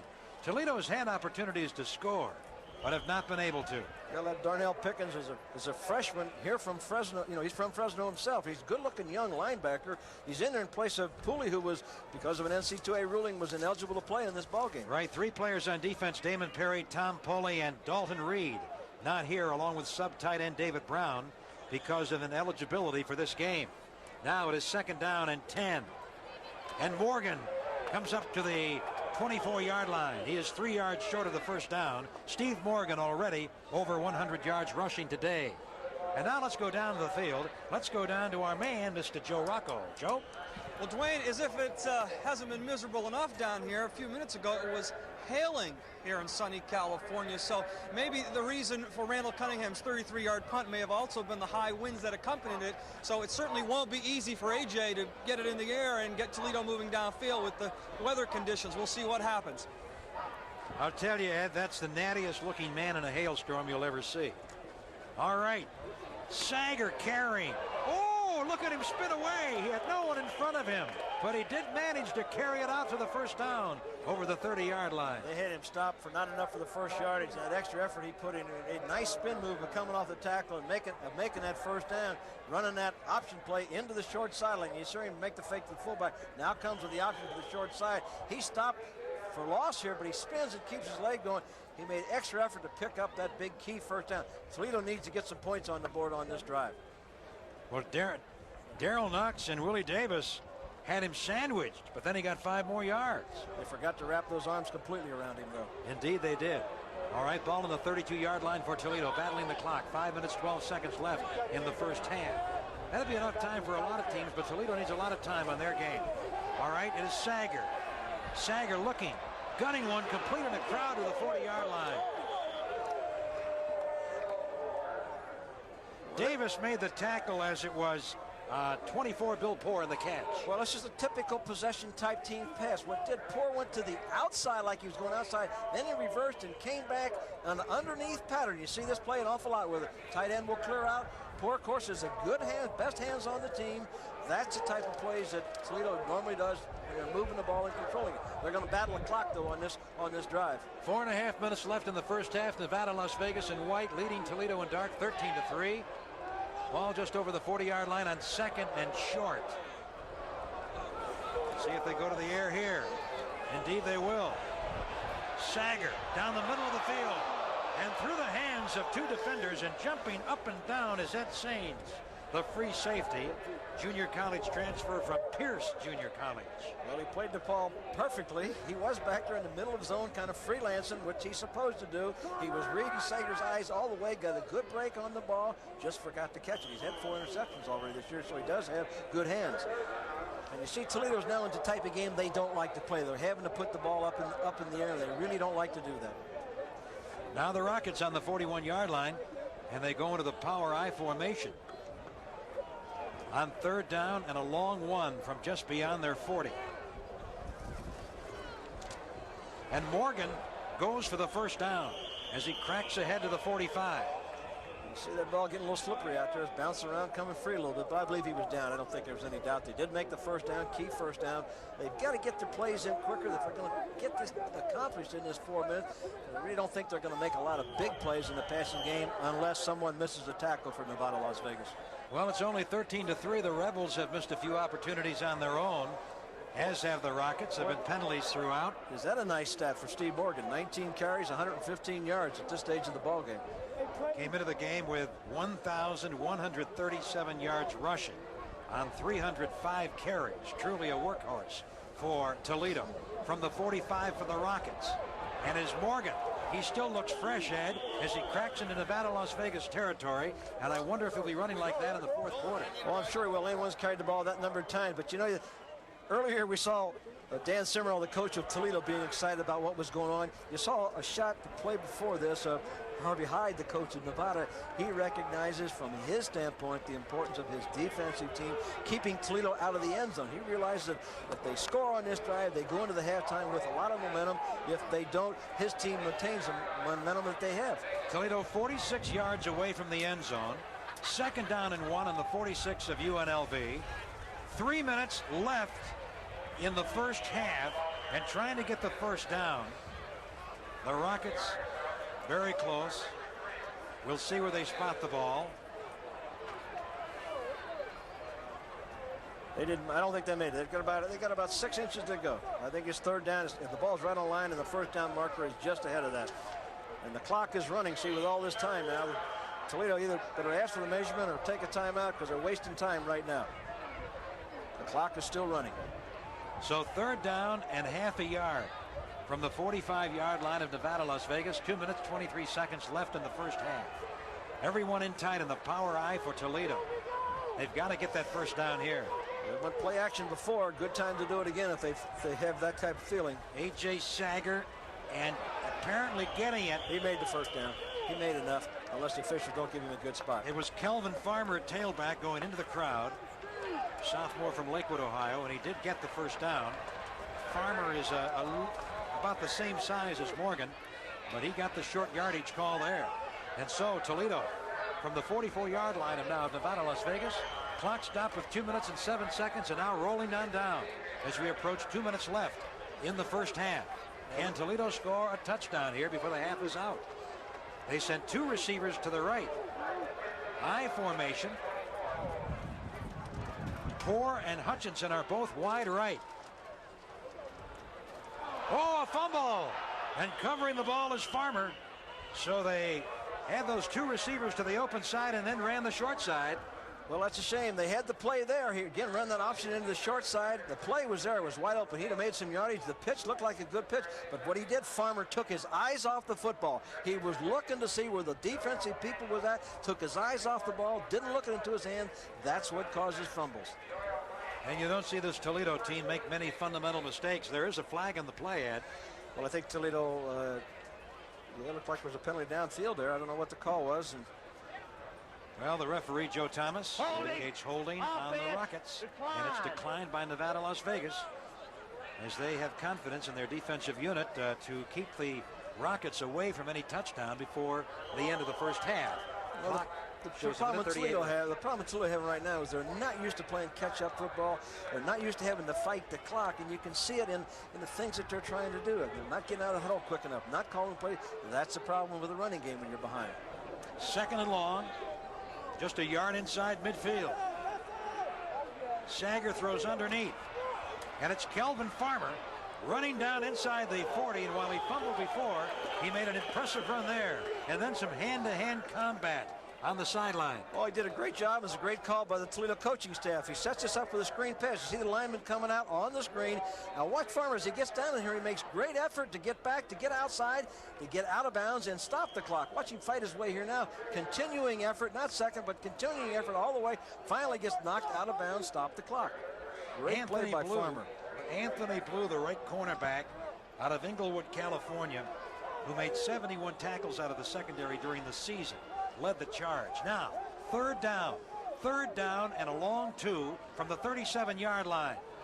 And he didn't get it. No, but they'll go for it on fourth down. I wouldn't be a bit surprised I don't know how many timeouts they've got left, but they better hurry up or use a timeout because that clock is against them now. They're down underneath a minute. You got to get the plays in there in this situation. I'm sure possession time is solidly in favor of Toledo in this first half. Well, but possession time doesn't mean anything if you don't get points out of it. Possession is important if you put points on the board when you're a control team. And now we have a timeout. And Nevada, Las Vegas has decided to call timeout with 41 seconds left in the first half. And this team in white, their official colors are scarlet and gray. Kind of odd to see a team from Ohio battle a team that has scarlet and gray for their official colors. And there we take a look at Dan Simrel in his third year at Toledo. And we were talking about him being a native of Toledo and a fellow who's hardly ever left town, right? Well, it's tough to be a prophet in your own hometown, but he's defied that. He went to high school in Toledo, went to University of Toledo, played as a quarterback. I was an assistant coach in Ohio in those days when he was playing, then went into high school coaching in Toledo, came back to Toledo University as an assistant coach, and is now a head coach there. Well liked, has a good sense of humor, has done an outstanding job as a head coach there. And on the other side, of course, Harvey Hyde, the head coach of Nevada, Las Vegas in his third year, a very intense man. Intense, but he has taken this team to their first championship in the 16-year history of the school. Says a lot for the job that he has done. And he realizes again the importance. He does not want Toledo to get any points in these last 41 seconds of this half. They all recognize the importance of what momentum can swing here. If Nevada stops them, they don't get points, then Nevada goes in that halftime charged up. If Toledo somehow gets some points in these last 41 seconds, they go in with great momentum. Both coaches recognize the seriousness of this situation. Ball on the 36-yard line on fourth and a long one. Now the Rockets have to get the ball between the 35 and the 34 on this play or surrender possession with 41 seconds left in the first half. From the power eye, quarterback A.J. Sager pitching back to the money man. Ed Morgan got the first down as he crossed the 35. And he got possibly just inside the 34. But now they're really fighting that clock, Ed. 35 seconds left in the first half. Well, the clock will stop while they move the chains, but it will start. They have to get in the huddle. They should have had that second play call. Watch the clock. So now the clock is winding. Toledo is still in the huddle. They've got to get out of the huddle up to that line of scrimmage because they really are battling. Now it's down to 29 seconds.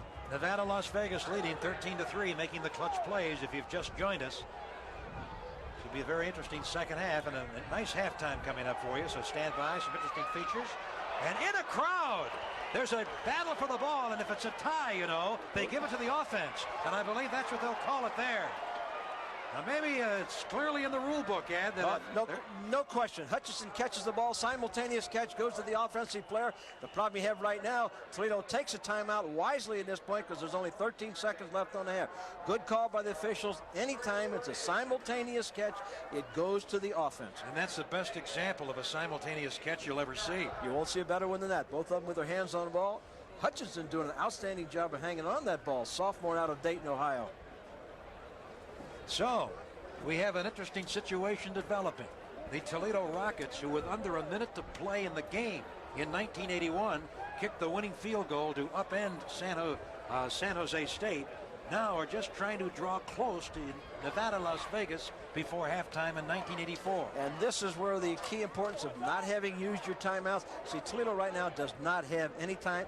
They on the clock, no timeouts left. They've used 14 plays on this drive, started at their own 17, but there are only 13 seconds left, and if they run the ball, they may not get another play off. So it's very key how they handle this. At least they'd like to get an attempt to get a field goal out of it. All right, Coach Ed Biles. What do you do in this situation? Well, you've got to put the ball up in the air, and you can't put it, you don't want to put it across the middle because you know you won't get into the end zone with it. So it'll have to be something to the outside where the guy has a chance of getting out of bounds and stopping the clock. You can get 3 or 4 plays done in 13 seconds if you set quick and deliver the ball. From the 19-yard line, 1st and 10 for Toledo on the Nevada, Las Vegas 19. A.J. Sager looking, going for 6 points. Oh, Poor, who's had a tough first half, could not hold the ball, but there was excellent defense by left cornerback Charles Dimry out of Oceanside, California. Well, they're going to take or attempt to take the short 3 points, and not a bad decision because if they make this, it puts them right within a touchdown of being back in the ball game. They took a chance on going in the end zone. Good call, ran a corner, threw the ball to Billy Poor, who's their best receiver in best hands, just wasn't able to hang on to it. All right, now a field goal attempt, and Walker will try from 36 yards out. David Walker with the kick. Over end and through the uprights. And so the Toledo Rockets, with 3 seconds to play in the first half, have nudged just a bit closer. That was a big 3-point play from Toledo's standpoint. You can see the enthusiasm on the sideline. They have been moving the ball.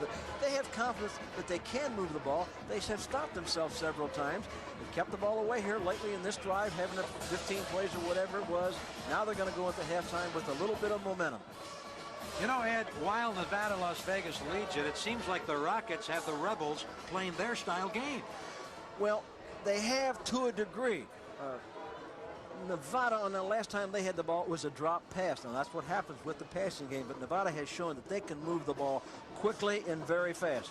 Halftime possession is going to show Toledo with the ball a lot, but again, they have not put a touchdown on the board, and when you're a possession-type team and you don't put points on the board, it's really difficult to continue to play catch-up ball. Well, I'll tell you this, Ed Biles, I'm very happy to be with you here in California, in Fresno, in the San Joaquin Valley, for the first bowl game of the season. It's always nice to be first for the nation's viewers with an exciting matchup. Well, it's just the first of many, and at the end of the bowl season, then maybe a #1 team picked. Yes, indeed. And we'll see you New Year's Eve down at the Blue Bonnet Bowl in Houston. Hoping our fans will look for that one.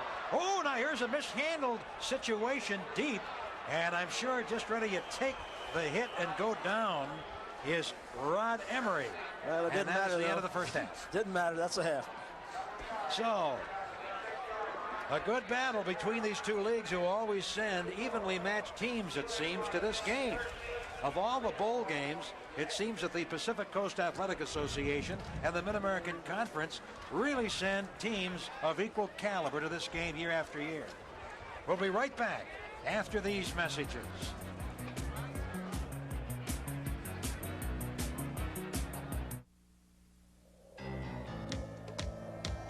A man on the move. Driver for the Coors Light Silver Bullet Racing Team. Al Unser Jr. When you're running with the big boys, you gotta run fast. Move ahead of the pack with Coors Light. The Silver Bullet. When they put a heavy load on your shoulders, there's nothing like having a friend you can count on. The new Toyota electronically fuel-injected 1-ton truck. It'll carry over 2,500 pounds. And with an optional towing package, you can pull up to 5,000 pounds. The Toyota one-ton truck. Thanks, old buddy.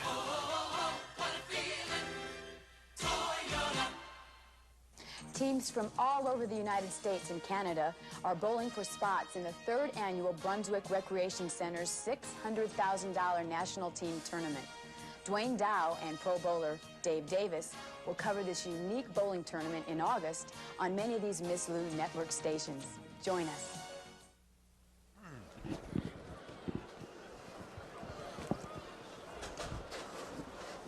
All right, good after. We're back down here on the field. Joe Rocco along with you. We got a 13-6 ball game. It's gotten a little bit warmer. The winds are still kind of tough. Should be interesting to see if Toledo can come back, certainly with a run-oriented offense. Even Steve Morgan, their star player, has got to be getting a little bit tired.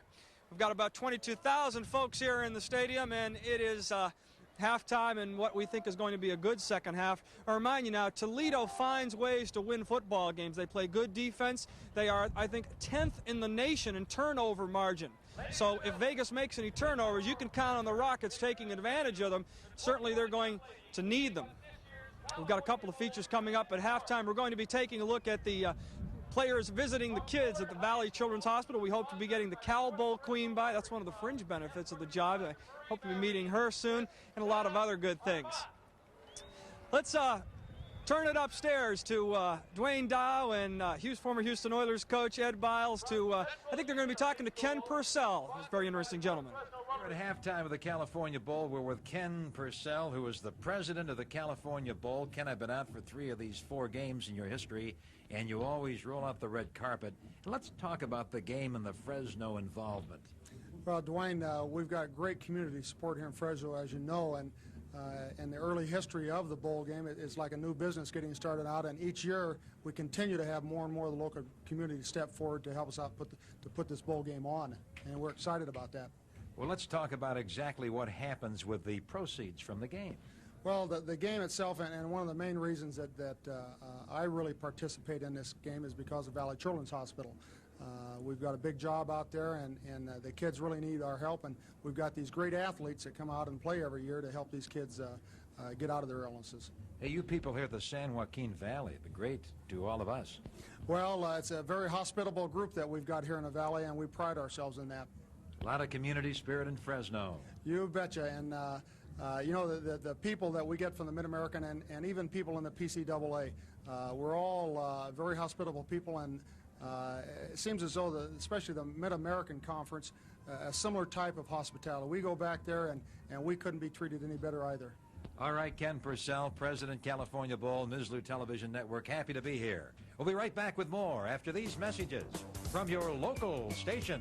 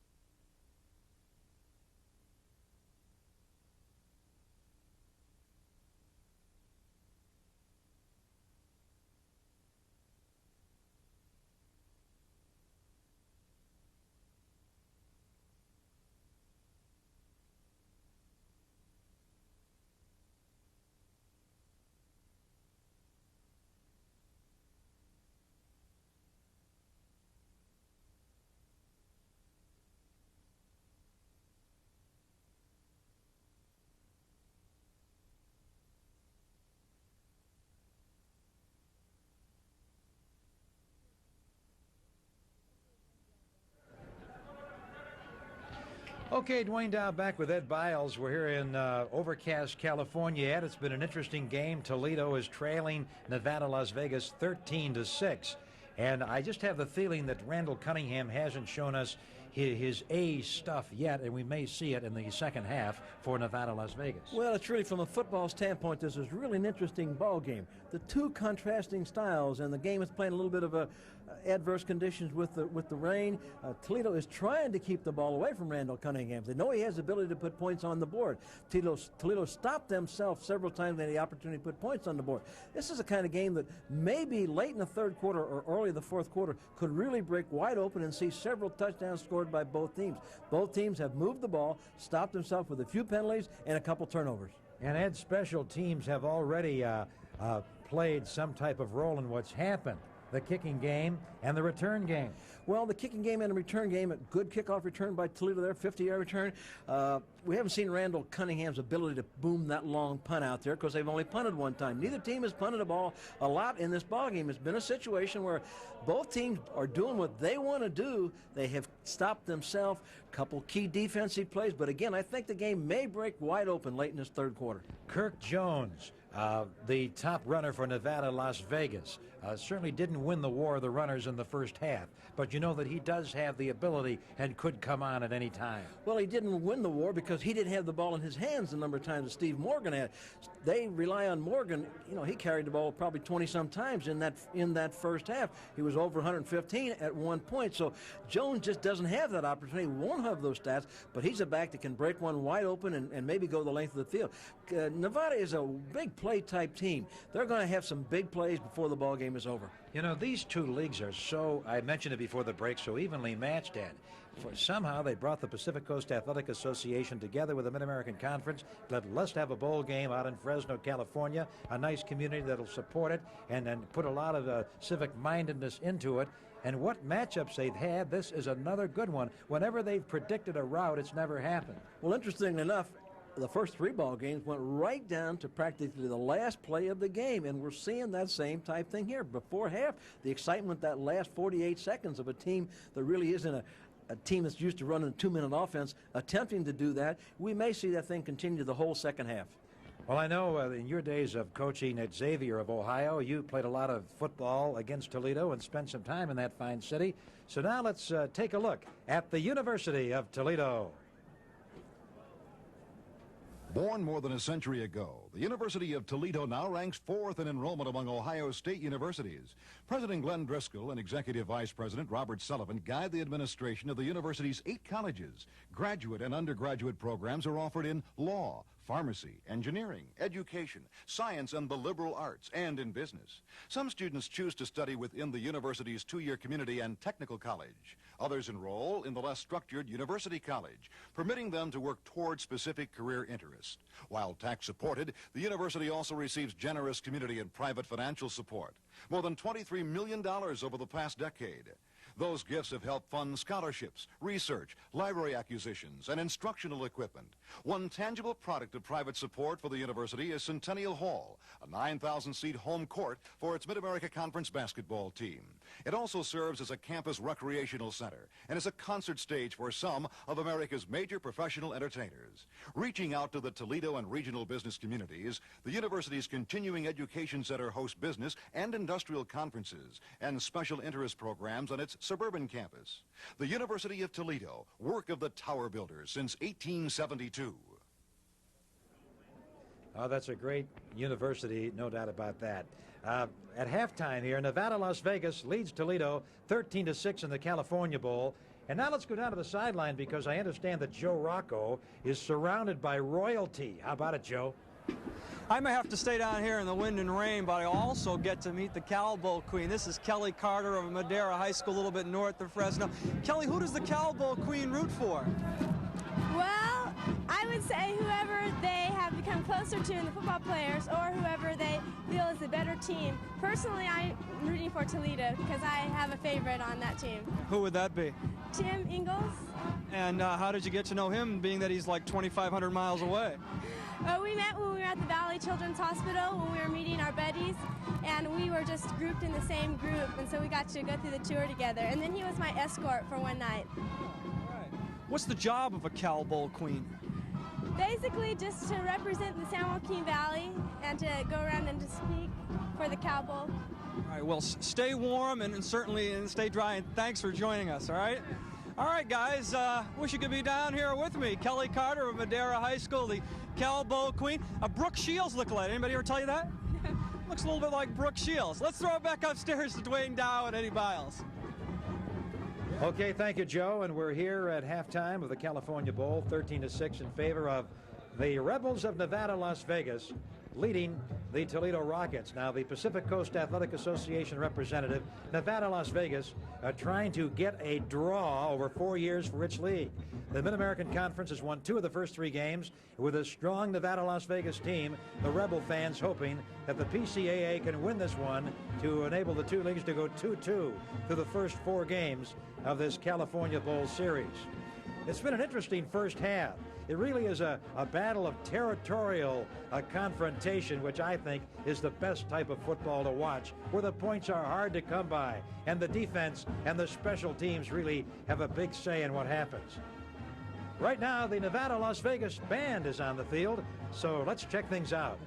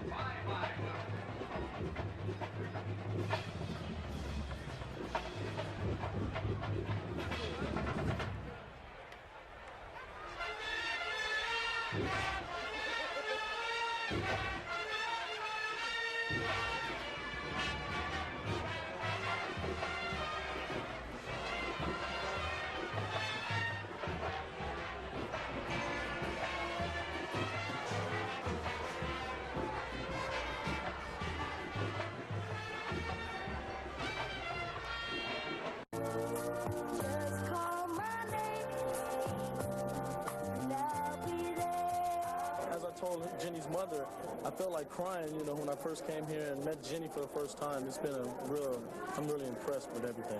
You're already a Toledo Rocket fan, I'll bet you. Yeah. That's right, tell them about the hat. Have you ever kissed a boy before? Yes. What? I'm not the first? Okay. Let me fill your heart with joy and laughter. Togetherness, till it's all that matters. Whenever you need me, I'll be there. I'll be there to protect you. Yeah, baby, with an unselfish love and respect you. Just call my name, and I'll be there. I'll be there. Well, Dwayne Dow back with Ed Biles, and I know, Ed, that you've been involved in football all your life in bowl games, and I know that the teams and the youngsters had to enjoy that day at Valley Children's Hospital here in Fresno. Well, it really is. It's very important. It's amazing the reaction that football players have when they get in those situations. They walk out of there and they say to themselves, boy, am I lucky to have the life that I have. And they develop a warmth and a feeling, and it's amazing how many of them will continue to correspond, go back to those hospitals, and with a true appreciation of what those youngsters are going through. Great reason for having these games, goes for a great cause, and to see those kids' eyes light up, you know, you couldn't give them $1 million to have a football player walk in there and give them a toy or give them a football or put their arm around them, because they know what that warmth and love comes from within. Well, Ed, I understand that with 13-6, Nevada, Las Vegas leading over Toledo here at halftime, this is really what it's all about. making some money in a game like this and turning it over to these youngsters so their lives can be better. No question that the money that comes out of this will go to something that's good, something that's beautiful. When you have a community like here in Fresno where everyone gets behind it, different groups sponsor different phases of it. They put a lot of time, a lot of effort, a lot of work goes into this. The preparation goes from 365 days a year. When this one is over, they have to be planning their committees and getting their groups together, and it's all volunteer work. No one walks away with a penny. Well, we visited Toledo, and now let's visit Las Vegas, UNLV.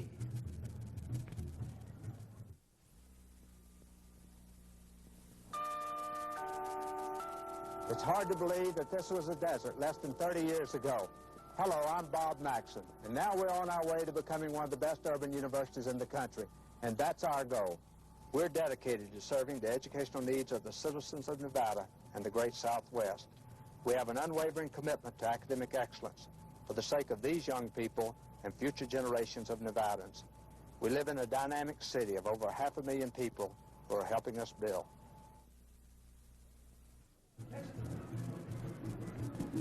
Well, right now it's the University of Toledo band on the field, entertaining the fans here.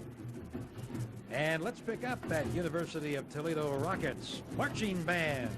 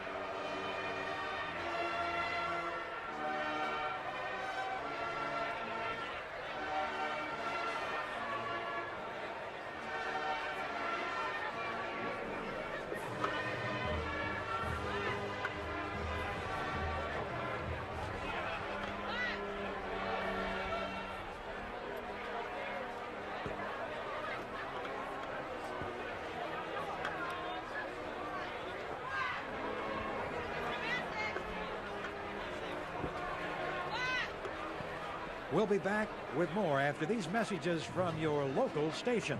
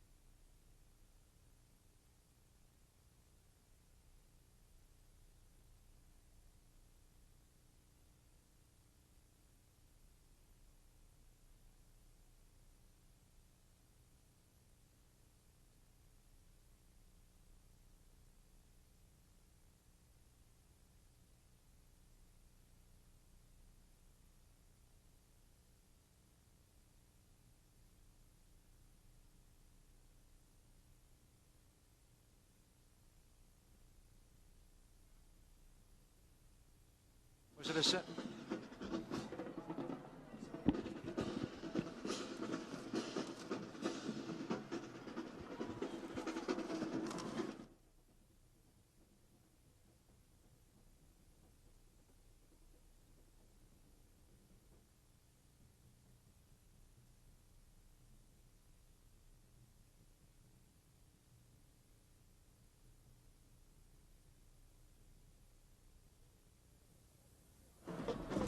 I'd like to introduce to you Bill Schuler, the West Coast Marketing Director for Sharp International. Bill and his company have been nice enough to provide the Cal Bowl players and some of the folks here at the Mizlu Television Network some of their Sharp brand watches. And Bill, nice to see you. Welcome to the game. Thank you, Joe. It's a pleasure to be involved with this great, exciting California Bowl event. I thoroughly enjoyed the first half and the great players on the field during the first part of the game. Sharp has provided this special edition classic quartz watch with a reproduction of the California Bowl logo on the dial. The watches commemorate the great achievements of each player in the bowl with a Sharp quartz watch that is a great performer in time. Bill, thanks for stopping by, and of course, a big thank you for the watches. Go back up into the press box. Enjoy the second half. Thank you, Joe. I'll be delighted, and thanks to everyone at Mizlu. Halftime of the California Bowl. We'll be right back after these messages.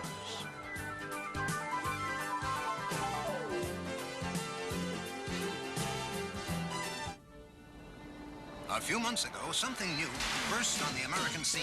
The Toyota Camry. Experts were impressed. Happy performance with fuel economy. U.S. News and World Report. And it's got room. Technical tidbits and thoughtful touches. Car and Driver. And it's got room. A landmark vehicle. The Christian Science Monitor. The 1985 Family Camry from Toyota. Boy, has it got room. Oh, what a feeling. Toyota. This is the time of year when we gather from far and near, and we welcome the season in and let all the love begin. And the jokes you tell and the songs you sing and the sight of your smile still means everything. And I finally get to say I think of you every day. I'm on. Happy holidays, Coors to you. From the people at Coors. Well, we're back.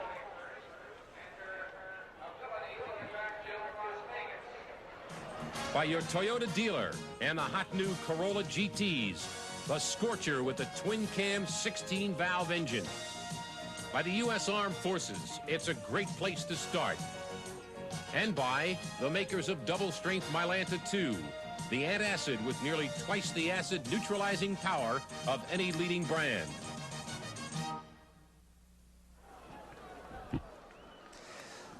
So with Nevada, Las Vegas Rebels leading the Toledo Rockets 13-6, and the big statistic, Ed Biles, we take a look at the other figures from the first half. What do you make of this, Ed? Well, there's not much difference. You look at 205 yards against 204 yards. Time of possession is not important because Toledo did not put points on the board. Had the ball for 21 minutes, but only came away with 2 field goals. Both teams only had 1 turnover. Not much difference in the game, and really 13-6 score reflects that right now. We're going to have a pretty good second half, I believe, though, Dwayne. Oh, I think we are. If you're watching at home, hey, call your friends and have them tune in a good college football bowl game. Kickoff going down in. Eddie Harris, or make it a run back by Nevada, Las Vegas. Kirk Jones was back there on that That's kickoff right. It was return. Jones bringing it back. Well, that's a different look. Maybe they think he might be able to break one, huh? Yeah, that shows how both teams want to win these ball games. They're putting their best players back and use them all on all type of situations. Now, important for Nevada to get a little momentum here early in this third quarter. They didn't have the ball much the second quarter. Cunningham, who threw for 149 yards quietly in the first half. Well, that's quite a first half statistic. Cunningham, good play action. Good executed throw to 89, Tony Gladney, the sophomore from Forest City, California, brought down by cornerback Mark Brandon. That's a difficult pass from Mark Brandon's standpoint. Again, he's up at the line of scrimmage. Cunningham looks at that strong safety, recognizes they're playing his zone. Brandon has to respect his ability to go deep. As long as Gladney points that foot and drives back to the ball, they're going to complete those outs. Cunningham threw to Tony Gladney for the first touchdown, and after a field goal by David Walker for Toledo, Cunningham threw to Kirk Jones for the second UNLV touchdown. And now, under a big rush, he throws the screen complete, and it's Jones crossing midfield and driving to the Toledo 46. A little unusual type screen there, Dwayne. Normally you'll see a team set up and that back will break wide to the left or wide to the right. This screen was designed that the back slid back underneath. It was almost like a semi-middle type screen. Good design in that play. I understand a few of the natives have told me, Ed, that in the mountains about 5 miles away from here, it's snowing pretty hard right now. Of course, that snow wouldn't dare enter the San Joaquin Valley, right? Let's hope it stays up there. I'm sure it will. This is 2nd down and short, and getting the first down for Toledo, and backing his way is number 30, as we saw Albert Woods, who made a nice kick return earlier. Yeah, they're using him a little bit more in this ball game. He hasn't played that much earlier in the year, and apparently they're giving this young freshman an opportunity in this game. Bob Beamer made the Toledo tackle, their left end out of Concord, Michigan. As we look at the Rocket defensive alignment, they have... Go ahead, Ed. You can see now, you see as Cunningham comes to high, he looks over that defense. Now he's probably audible into the play. He changed in play, audible, and... First down from the 41, and it's Jones burrowing to the 37-yard line, and it was 93 for the Rockets. Tim Inglis, sophomore linebacker from Toledo, who injured his shoulder against Temple. They were doubting whether Tim Inglis or Clayton Moore could play much linebacker today after season-ending injuries, as we look at some of the Toledo fans who made the long trip from Ohio. Long way out here from Ohio, but there's been a lot of enthusiasm with what's going on. Again, you see Cunningham now looking at his coach, got the play. He's up at the line of scrimmage, changing the play, moved the tight end over. 2nd down and 7 from the 38 of Toledo, and Jones runs for short yardage to the 36, and underneath on the tackle was Mark White, joined by Clayton Moore, the inside linebacker. Well, Clayton Moore has been their leading tackler. He's, goes to the open side, should make most of the tackles, has been their leading tackler, 5'10", 210-pound senior from Fostoria, Ohio, has 3 interceptions. Good, well-rounded linebacker. Now we see Ray Taylor in the game, 82 and white. He picked up good yardage on a reverse play on one of their touchdown drives earlier. So let's see what they do with Taylor here on 3rd down and 5 at the Toledo 36. High formation for the Rebels. And Cunningham, who can run and throws on the run. Deep, deep, deep. What a grab. No, he dropped the ball. Oh, 88, the man from Chicago, Michael McDade. That would have been a brilliantly executed touchdown play. Oh, and Michael McDade would like to have this back. He has the best hands on the team. You see Cunningham's strength. He threw that ball off balance all the way in the end zone. That ball went about 56 yards, right in his hands, but he was in pretty good position. Brandon was in pretty good position. Probably waved that hand right in front of his eyes. He just couldn't hang on to it. I know this. This is an unusual situation, Dwayne, excuse me to interrupt you, but look how they punt. Now, Cunningham is their punter. They line up, they bring him back in motion. You don't see this formation very often. It gives them the threat of running the ball or passing the ball on 4th down. Now he's back in normal punt formation. And it's this quarterback, Cunningham, with a wobbly kick. And he goes for the coffin corner and out at the 1. Now, that is exactly why Cunningham may be a great pro prospect for someone that he can learn as a quarterback and a punter. We'll be right back after these messages. When night comes out to play. Turn it loose with the silver bullet. Find it, catch it, grab it, pull it. It's the right light one when you hit the town. Coors Light will never, never, never slow you down. Midnight, party right. Turn it loose with the silver bullet tonight. Coors Light beer. When it comes to getting to the high ground, there's nothing like having a faithful companion. The new Toyota 4x4 SR5 Extra Cab, powering you to the top with a new electronically fuel-injected engine that supplies this truck with more horsepower than any other in its class. The new Toyota 4x4. Now this is a friend forever.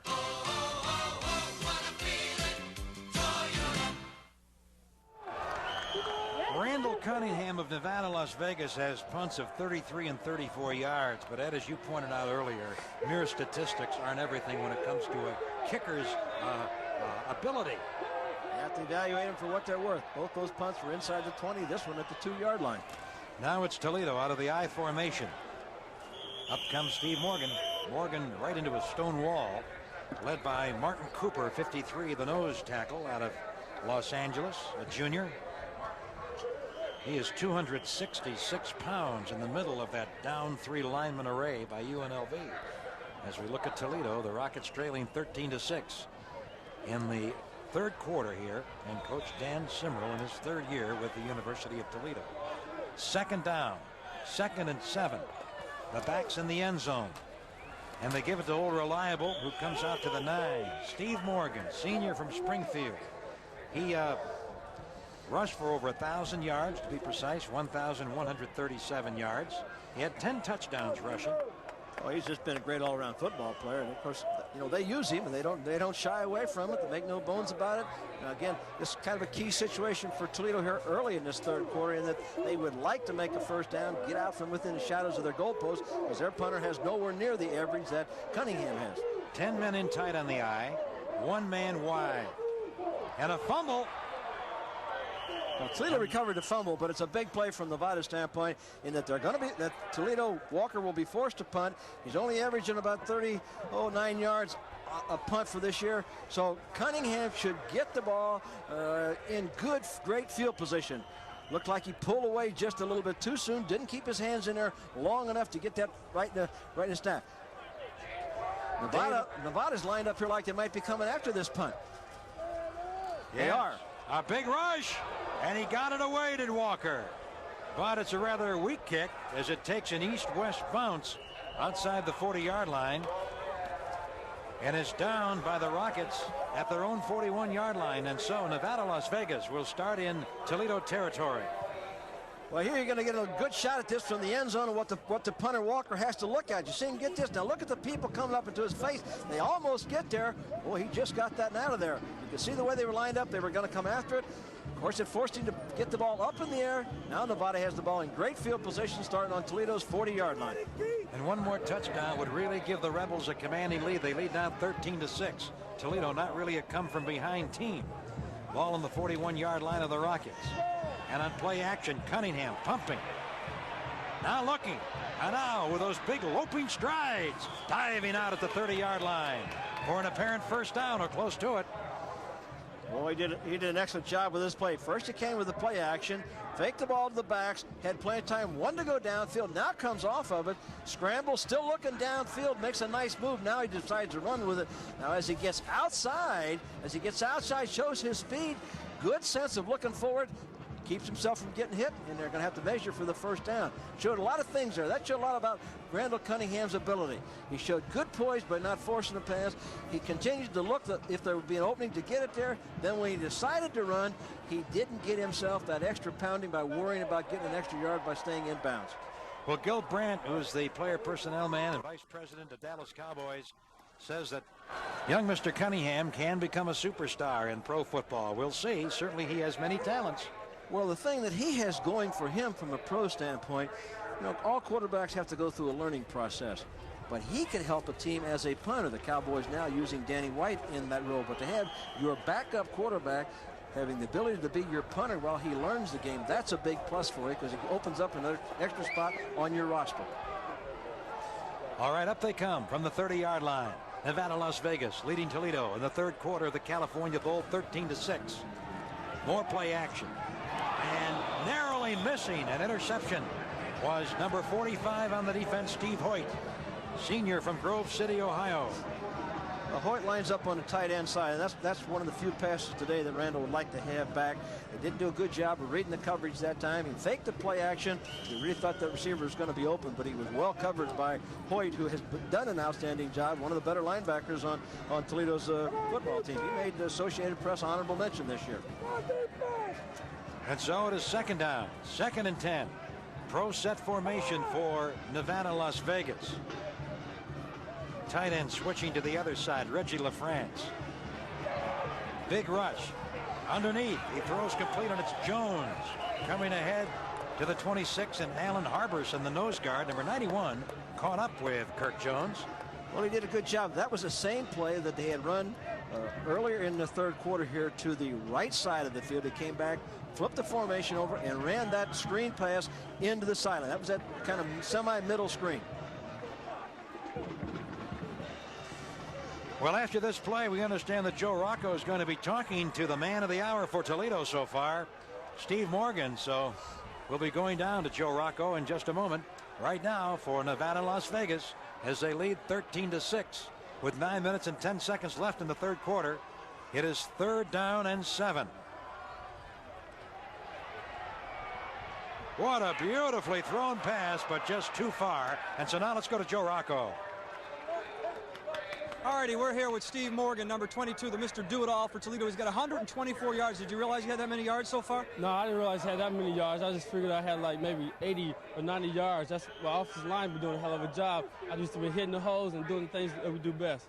Now you guys have been behind before. How have you done in the past? Well, we've been behind 3 or 4 games. We came back one game, we tied it. But the other 2 games, we came back, then we won the game. So we're going to be successful tonight. Thanks, Steve.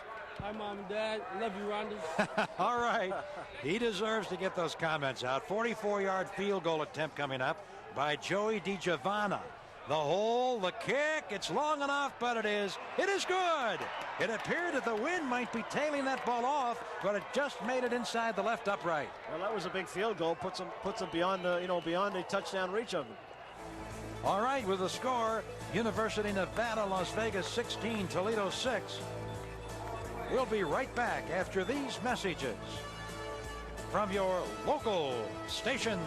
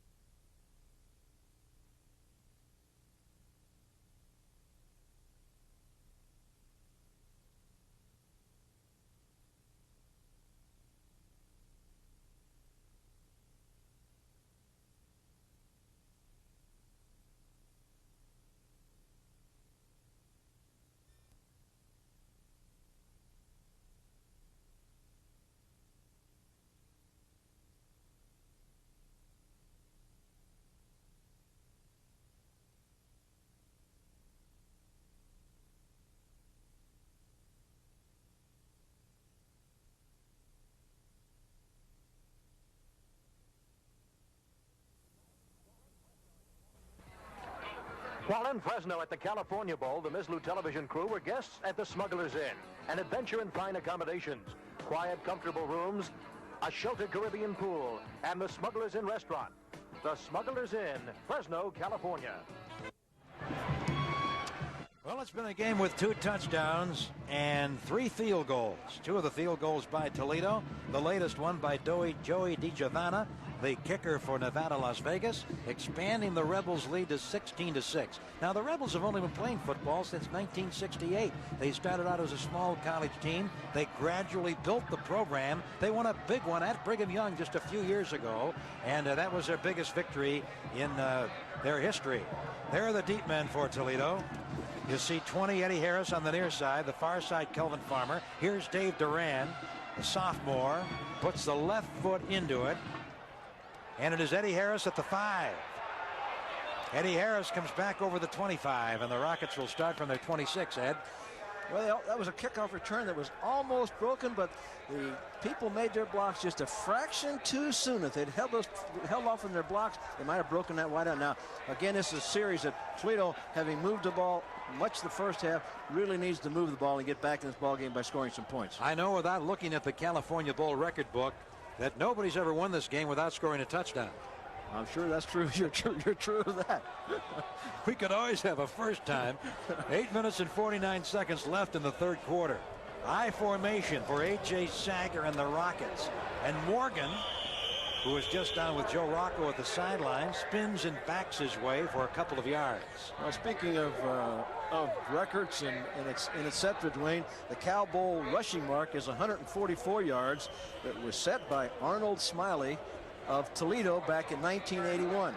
Now, Morgan had 133 yards plus whatever he made on that play, so he very well may break the record that Arnold Smiley of Toledo set back in 81. Well, Morgan was on that team as a freshman in 81 when Smiley was tearing up the California Bowl against San Jose State. 2nd down and 8 for Toledo on their 28, trailing 16-6, and what defense by the Rebels of Nevada, Las Vegas, as left cornerback David Hollis led the way there. Well, that's that adjustment we talked about in the first half, where that cornerback Hollis into the short side. Watch him come up here now and force the play back in. See him coming hard. He comes very hard from the outside to force Morgan to go back in the side. He even got down there to make that play. Great defensive play. That's the adjustment the Nevada defensive coaches have made to the short side running attack of Toledo. And they're closing in on Morgan after the last 2 plays. 2 plays to Morgan, and just a couple of yards total. Now on 3rd and long. 3rd down and 8. Sager to the air. And good coverage by the Rebels, as was Morgan, the intended receiver. Great coverage by Gerald Walsh. Now, that's difficult coverage. You're talking about a linebacker now, a big outside linebacker who has to cover a back coming out of the backfield. That back will take an angle to the flat and then turn and run down the field. Good coaching by the defensive coaches there. Walsh took the perfect angle so they could run step by step with that back. David Hollis is deep. David Walker kicking for Toledo. It passes midfield. And David Hollis brings it up on a nice short return to the 45. Sometimes the best effort only results in 4 or 5 yards, and there was an instance. Well, I'm sure Dan Cimarron is very disappointed in this offense. Now, they've had their hands on the ball 2 times this half, and both times it was 3 and out. Defensive coaches love situations where your defensive team goes in for 3 plays and force them to punt. And that's what Nevada's defense has done to Toledo's offense the first 2 times the second half. Well, in the Mid-American Conference, a high-scoring game is in the 20s. In the Pacific Coast Athletic Association, a high-scoring game's in the 40s or 50s. High formation from the 45-yard line in Rebels territory, and a fumble, and the Rockets have it as number 29 falls on the football. Well, that's a break, and that's a big play, and that puts the Rockets in great field position after having not doing anything the first couple plays. Moore come in and made a great recovery on that play. Big play by Moore, the defensive back. So Cunningham, we'll watch it again, Ed.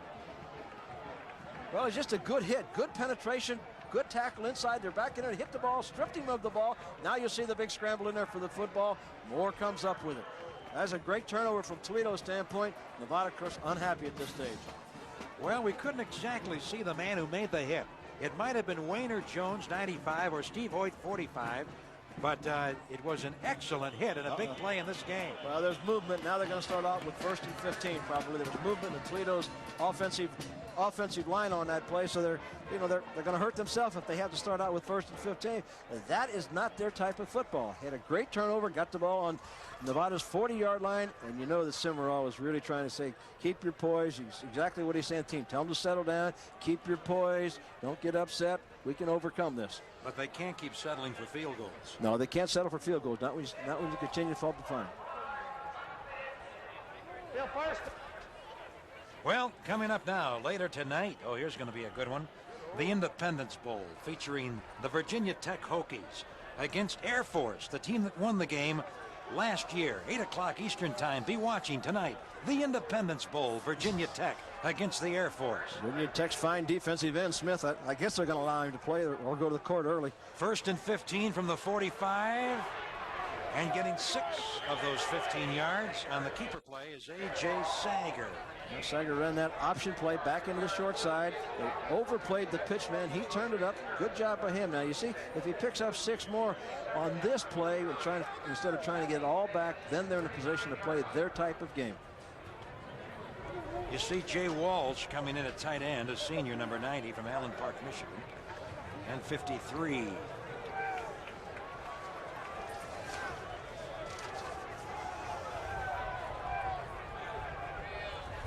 Gerald Kershaw going over the ball. A pass in the flat.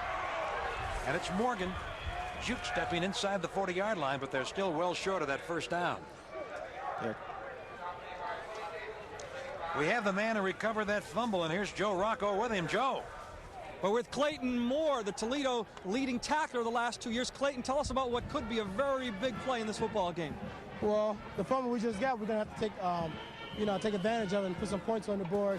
Our defense is going to have to stiffen up and keep hitting and flowing to the ball. Okay, nice job on a good play. Thank you. Well, it was, actually Bob Bamer, he made the hit on it, and I just was right, a good position to pick it up and fall on it.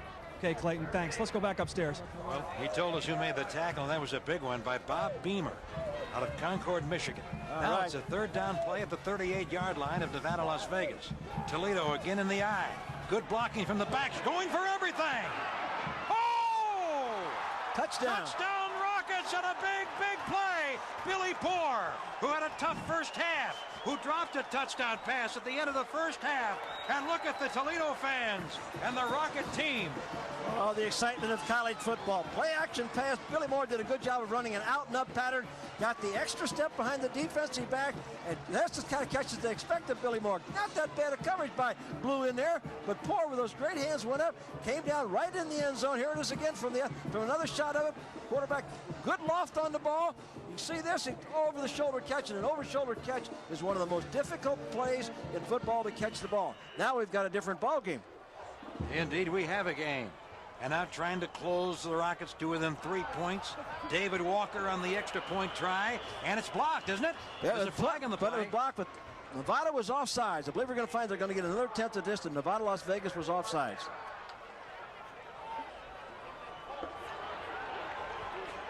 We have the man who scored the touchdown. There's Billy Poor. Now, he made a key catch in the closing minutes 3 years ago as a freshman that set up Toledo for the winning field goal against San Jose State.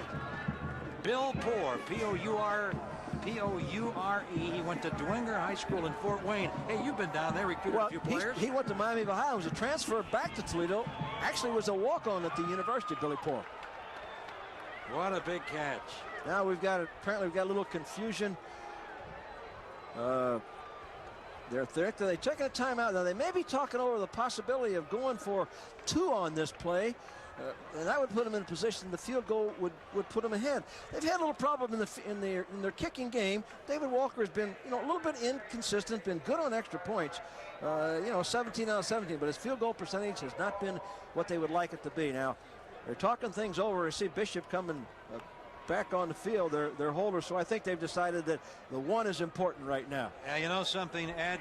I got to see that touchdown again. Shall we roll it? Oh, here we go. You see Play it again. From ground level aspect of it. He just laid the ball up in the air. Very nice. Now, Sager, of course, has been inconsistent, but this is well done. Just well executed. You couldn't want it any better than that. Poor looking over the shoulder.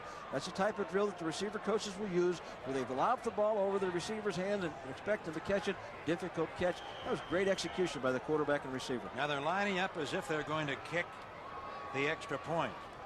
And indeed they do, but did it make it or not? It is good. They say it did make it inside the upright. Boy, that was very close. I'd like to see that again.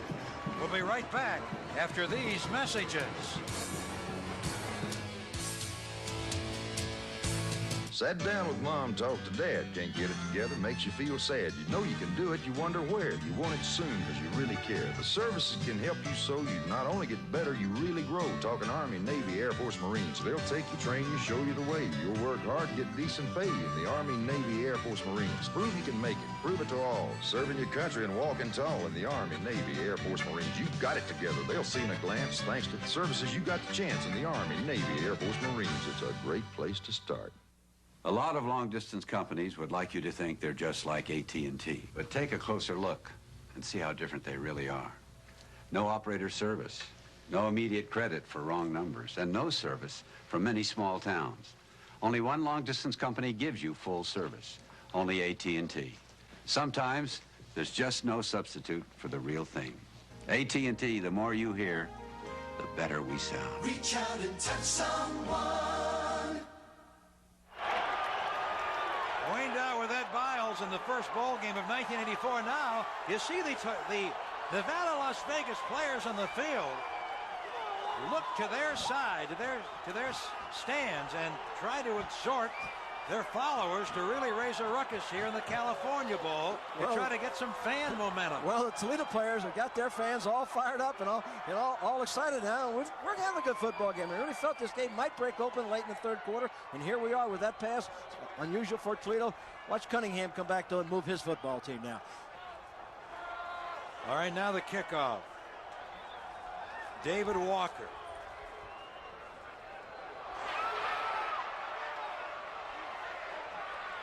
And on a short return, it is Elbert Woods, and let's go down to the man who scored the touchdown. He's with Joe Rocco.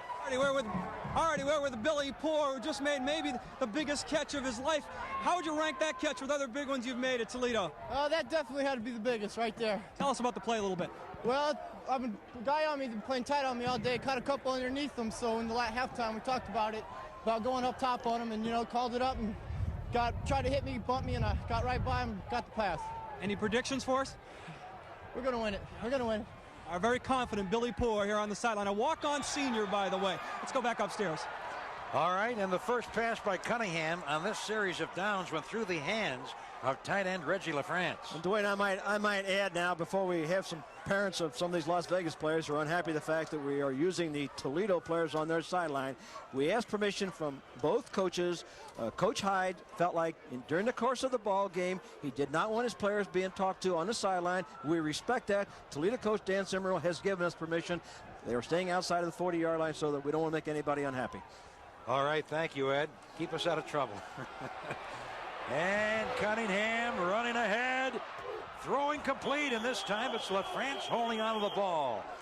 I don't think he got enough for the first down, though, on the play, Dwayne. He had a lot of time, but I didn't think he went down far enough. He's going to come up with maybe third down and about 2 off that play. Or a long yard. So we have a third down challenge for Nevada, Las Vegas, as Coach Harvey Hyde pacing in front of that Nevada, Las Vegas group of players. He's an intense guy. I sat with him at that luncheon we had yesterday alongside of him, and he was excited. He has a lot of superstitions about the game, about his preparation. I guarantee you he wears the same socks whenever he wins. Ball on the 32-yard line, third down and a short 2. And they had a full house backfield alignment there, and it was Albert Woods fighting to get the first down as he crossed the 35. When's the last time you coached the T formation? Oh, that's been a long time ago. Did you have that at Xavier of Ohio when you were there? With the tight T, but this is a normal short yardage situation where you've got the 2 backs and lead back, and you see, you know, just a play they ran right straight up, ran right at him, the old Adam offense where you go right at people, and they made the first down. You saw in the offensive huddle for Nevada, Las Vegas, number 54, Sean Bias. His brother Mo played for Illinois last year, the team that went to the Rose Bowl. Cunningham throwing, and this one Jones cannot handle as he spun around and couldn't field the pass. Well, one of the things that Randall will learn as he goes into the pro and develops is he's got to take a little bit off of that pass. You can't drive that ball that hard to that back coming out of the backfield. Very difficult. The angle of the pass and the angle of the adjustment is very tough. He was wide open enough that if Randall had taken just a little bit off of that ball, as he gets into pro and has people that work with him, he'll recognize that different types of passes for different situations. 2nd and 10 for Toledo on their own 36. Cunningham going long. Oh, what a grab! Wow! That's George Thomas. Now, Thomas is the fastest man on their squad, and you're seeing the exact same thing that Poor did, the same identical situation. A freshman from Indio, California. His nickname is Speed. Just a straight drop back pass. There he is. He just takes off, ran right down the field with his speed, got behind Brenda by a step or 2. What an excellent catch by George Thomas. He's a big play guy. Another angle from, this is the side that Toledo saw it, from their side of the field where that ball went down. Look at this, over the shoulder, diving catch, good concentration. You see him look that ball all the way into his hands, all the way down to the ground. Great concentration by George Thomas. Ball on the 16-yard line of Toledo, I formation for the Rebels. Handoff inside. They go all the way. And it's number 30, Albert Woods, going in for the touchdown. So it's the freshman attack. Cunningham to Thomas, a freshman, on the big pass play. And Woods, a freshman, on the touchdown. Wayne, what happened? So Toledo Rockets, normally not much of a blitzing team. They blitzed on that play, and one of the defensive players did not get to his gap. On the blitzes, watch, you see him here now. You see him coming with the blitz. You'll see people coming on blitzes in here. Somebody didn't get into their gap, and when it opened up, there was nobody left in the middle. He went all the way to the end zone untouched. Toledo gambling defensively, and just like we talked about, maybe in this late in the third quarter, fourth quarter, we see a lot of offensive football. It's beginning to come true. All right, and there was a jump like Ron Santo used to give for the Cubs back in 1969. All right, and away we go for the extra point try. The kick is up and is good. And so Joey DiGiovanna makes it Rebels 23, Rockets 13. We'll be right back after these messages. Hitachi, a world leader in technology, presents quality, backed by the most aggressive research program in our history. You can hear the quality in Hitachi's compact disc player, a technological breakthrough in audio reproduction. Laser and disc come together for one of the purest sounds ever. Its computerized programmability is a work of magic. That's quality. That's Hitachi, a world leader in technology. Sharp Quartz. Now, the better watch buy. Sharp, only $9.95 to $59.95. Compares to other brands that sell for much more. Sharp Quartz, with quality and dependability you can trust. Today's active people can enjoy luxury styling for dress or sport at value prices from Sharp. Now, the better watch buy.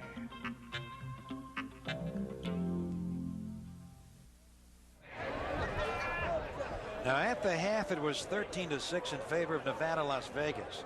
Joey DiGiovanna's 44-yard field goal in the third quarter made it 16-6. Then A.J. Sager, the Toledo quarterback, hit Bill Poor in a 38-yard scoring pass to narrow it to 16-13. And Elbert Woods just scored on a 16-yard run from Nevada, Las Vegas to make the Rebels leading 23-13 as Toledo deploys. You see them going back. Eddie Harris, number 20, to the left. Kelvin Farmer to the top right corner of your screen, ready for the kick by Dave Duran. And the interesting thing, after Toledo scored, their players were exhorting their fans to cheer real out. Now the Nevada Las Vegas players are trying to get their fans to respond the same way. That's the excitement of college football. Great game, college football. So the blue and gold of Toledo against the scarlet and gray of Nevada, Las Vegas. Toledo has been in the football business for many, many, many years. Well, they've got a great history in football and basketball. Good program, good basketball program in Nevada, Las Vegas. Jerry Tarkin always does a great, outstanding job. Right, and Bobby Nichols coaching University of Toledo for about 20 years in basketball. Here's a kick by Duran, taken in the end zone. It's Eddie Harris, and Harris comes to the 19, and the Rockets will start from their own 19-yard line with 4 minutes and 8 seconds left in the third quarter. You see the offense for Toledo coming on. Jerome Stevens, fullback, 34. Harris, who brought the ball back 19 yards. Taking his seat, Coach Dan Simrel, talking with one of his aides in his third year as Rockets coach. And we're going to start now with Toledo from their 19. We still have 4 minutes and 8 seconds left in the third quarter and an entire fourth quarter as the team in white, Nevada, Las Vegas, has a 23-13 lead here in the first bowl game of 1984. And Morgan, who has been gaining precious few yards lately, is stopped for no gain by Aaron Moog and Daryl Knox. Well, it looked like Nevada made a little adjustment at halftime. They've tightened the defensive end down a little bit. They're playing a little bit tight to the inside and being very, very difficult for them to run that ball inside with Morgan. They may have to try to get outside with Morgan, a player or two here.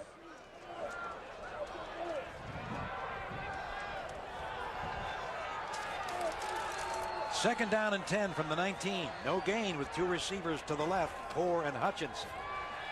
Sager back. He throws incomplete, intended for Poor, who had to come bursting through and might have prevented an interception. It was a good play by Poor. He thought he could catch it, but he didn't have a chance. Now, Nevada gambled on that play, maybe anticipating that Toledo would put the ball up in the air. They had a blitz on, which is a little bit unusual for them against a running team. If you blitz a lot and that running team splits you, sometimes they'll take it all the way to the end zone, as Nevada did against Toledo earlier. A.J. Sager, S-A-G-E-R, out of Kirkersville, Ohio, 6'4". Each of these quarterbacks in the game is 6'4". Ball on the 19.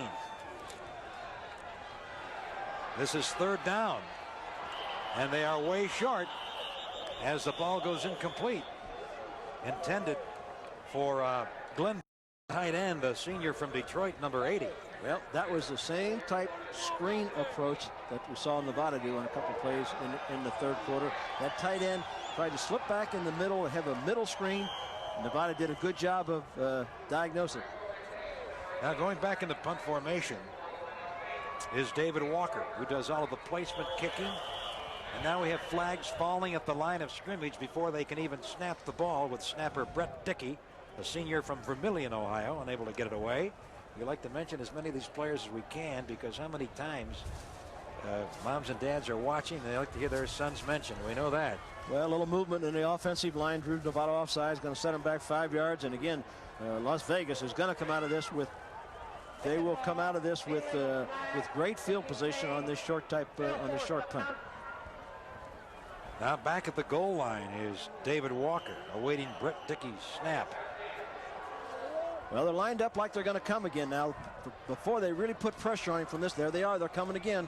Plenty of time to get a line drive kick upfield. Taken in Toledo territory.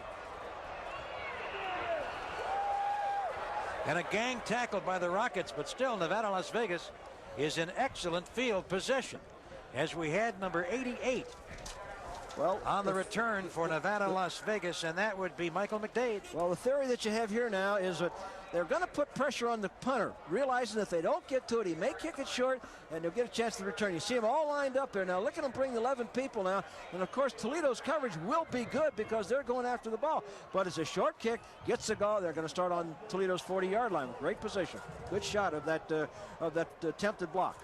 Randall Cunningham, who's thrown for 232 yards, throws a screen, and banging ahead is number 24, Byron Brown, for the first time today. A senior from Ventura Junior College in the city of Los Angeles, tackled by Steve Hoyt, defensive end. Well, they certainly must respect Toledo's pass rushing ability, and apparently the coverage downfield because they're coming to the screen now. They've thrown about 5 screens here in this third quarter. So one of the things that the Nevada coaches talked about at halftime was the use of more screens. So we have a 1st and 10.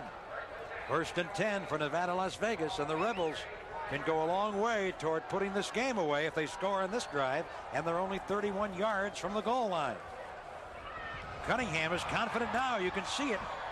And he hits Byron Brown again, who's giving Kirk Jones some relief at tailback. Cornerback Mark Brandon for Toledo has been a busy man today as he made the tackle on Brown. Well, he's doing a good job of picking and reading the coverages and everything that's happening. He's obviously an intelligent young man, and he took a little bit off of that flat pass that time. He took a little bit. Good stats, 16 for 25 for 249 yards and 2 touchdowns. He's having a good day. He's had his share of 300-yard days in his career. 2nd down and short from the 25. And banging ahead is Albert Woods, who had scored a touchdown earlier. And Woods is excited on that big gainer. Well, that's the same play that they ran before. They took all the way into the end zone. Now you see a ground level shot of it. He really breaks it inside, breaks it off, and is into the opening. Now they're really starting to move and do the things that they want to do. Now we've got a Nevada player down on the field. We'll have to have a timeout because of him being injured down there. The trainers are out looking at him. You see Harvey's concern over on the sideline.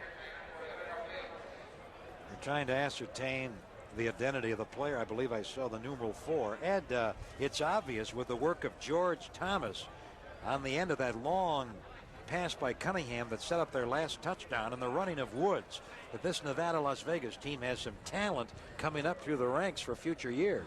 Well, I think they're a good football team. They have a nice program going. And the thing they've done, they've come out this second half and they've got a little bit of momentum. They have really gotten Toledo off balance. They went up. They've gone outside.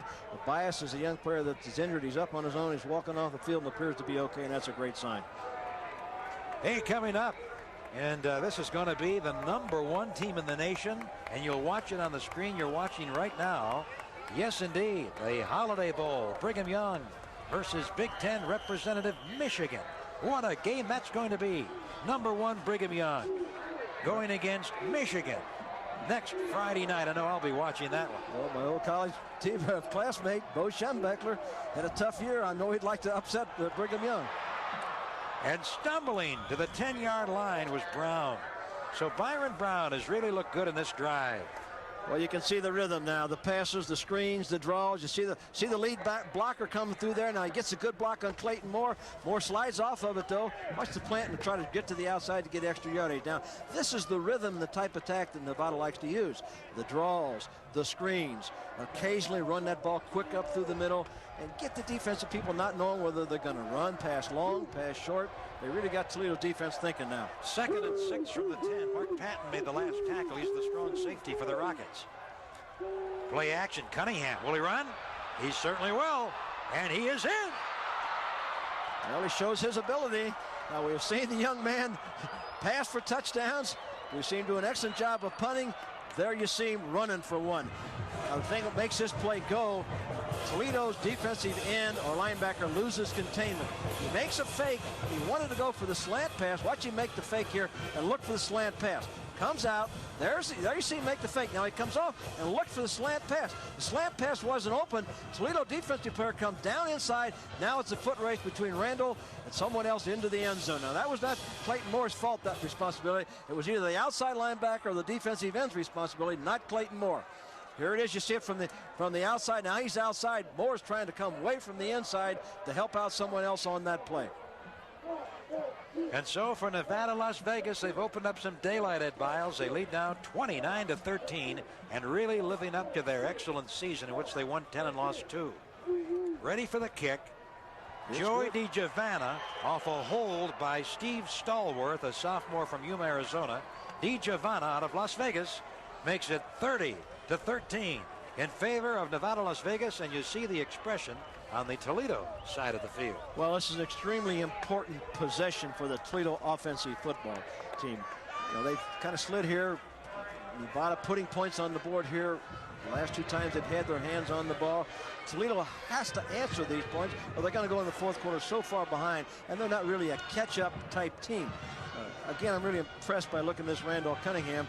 The old-time people who talk a lot about triple threat backs. You don't see many of them in football today, and you're having the opportunity to watch a legitimate triple threat, a guy who can run by himself. He does an excellent job of kicking, and of course we've seen his passing ability.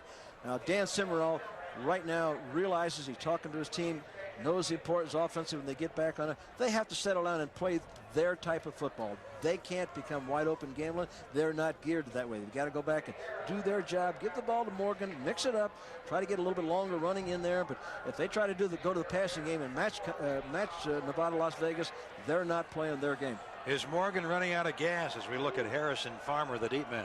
Well, I don't think he's running out of gas as much as I think Nevada has done a good job of making a couple adjustments defensively at halftime. They've taken the inside running play away. They have taken the short side attack away by bringing Hollis, the cornerback, up. It happened to have been to his side most of the time. They're bringing him back up and driving him down hard across to take the outside short side field away and forcing him down into the middle where the people are waiting and reading and doing a good job. Dave Duran's kickoff. And it's fumbled in the end zone, and they better cover it. They surround it like it's a bomb, and finally Farmer falls on it. Well, he realized what the situation was, that he had to get down on the ball. They'll come out to 20, be Toledo's ball, first down and 10 at that point. And again, I think they can take the ball and spend a few minutes here now, and even if they use 4 or 5 minutes and get a touchdown on this drive, they still will have a chance to be back in the ball game. Well, Toledo at this point needs 2 touchdowns and a field goal and needs to hold the high-scoring Rebels with nothing. So they certainly have their work cut out for them as we take a look at the Nevada, Las Vegas defense. London, Cooper, Moog, Knox, Cooley, Davis, Walsh. The deep backs, Hollis, Allen, Sains, and Blue. And now quarterback A.J. Sager for Toledo from the 20-yard line. Short drop. Oh, and he threw this one too high, intended for Bill Poor. Well, he threw that ball off his back foot. He didn't get himself set. He didn't drive into the front foot, and the ball floated. A lot of times when you see a ball overthrown, if you just take a look at the quarterback's delivery, you can see what caused that. He had that ball, he just threw it. Instead of driving it forward, he threw it off his back foot. That forces the ball to sail. Of course, Poor was open. He read the coverage properly, went to the proper man, was his own, but he was open, but just didn't have a chance to catch the ball. A look at Steve Hoyt, defensive end, who made a big tackle that preceded the only touchdown by Toledo. And 2nd and 10. Sager throwing incomplete off the hands of the tight end. Jay Walsh, and Aaron Moog, defensive end, was right with him. There you see Jay Walsh out of Allen Park, Michigan. And now we're going to have a 3rd and 10 for Toledo. Just a minute left in the third quarter. Toledo faced with the awesome challenge of having to outscore Nevada 18-0 in the fourth quarter to win this game. Well, that's one of the problems when you play ball control football. If you fall behind, you have to overcome it some way. Nevada faking the blitz and then backed off. All right, from the I formation, the possession down for Sager, and he throws incomplete. And so the Rockets going nowhere now This has really been a game of field position on the last two Nevada-Las Vegas scores, Ed. And the other problem that Toledo's having right now, they're working against the wind. And when you're working against the wind, the ball does have a tendency to sail. The same situation happened there. He tried to deliver across the middle. The ball sailed a little bit on him. Of course, it was an overthrow.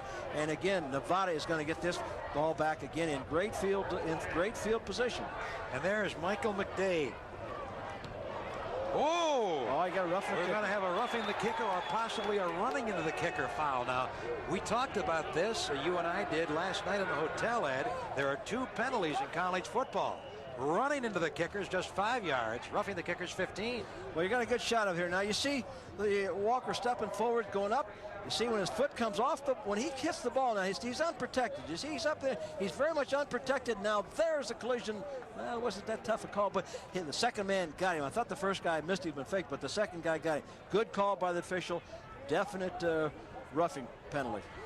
But the big question is it a 5-yarder or is it 15 yards, an automatic first down? They're giving them 15 yards. They feel it was the flagrant roughing the kicker penalty.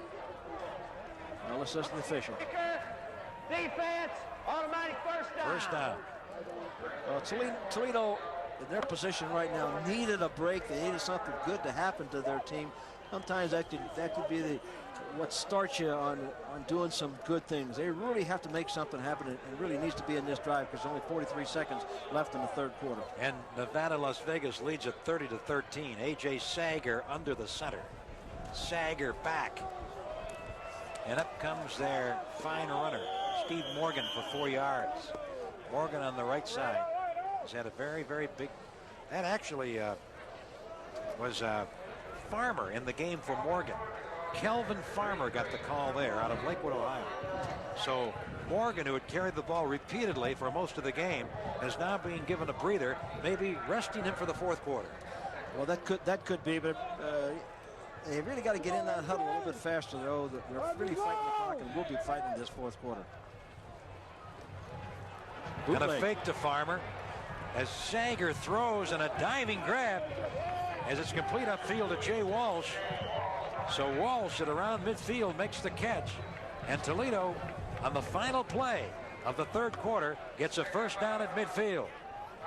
30-13, Nevada-Las Vegas leading at the end of 3 periods. We'll be right back after these messages. The new, more powerful 1985 Toyota Supra and Dan Gurney take on the Big Apple. The Supra's twin-cam electronically fuel-injected 6 roars up Fifth Avenue. The 4-wheel disc brakes set up the high-speed turn across town. The independent suspension absorbs the punishment of city streets. How does Dan feel surrounded by all this luxury? This is fun. With the George Washington Bridge in sight, Dan and the Supra have brought new meaning to the term. A roughing the kicker penalty gave this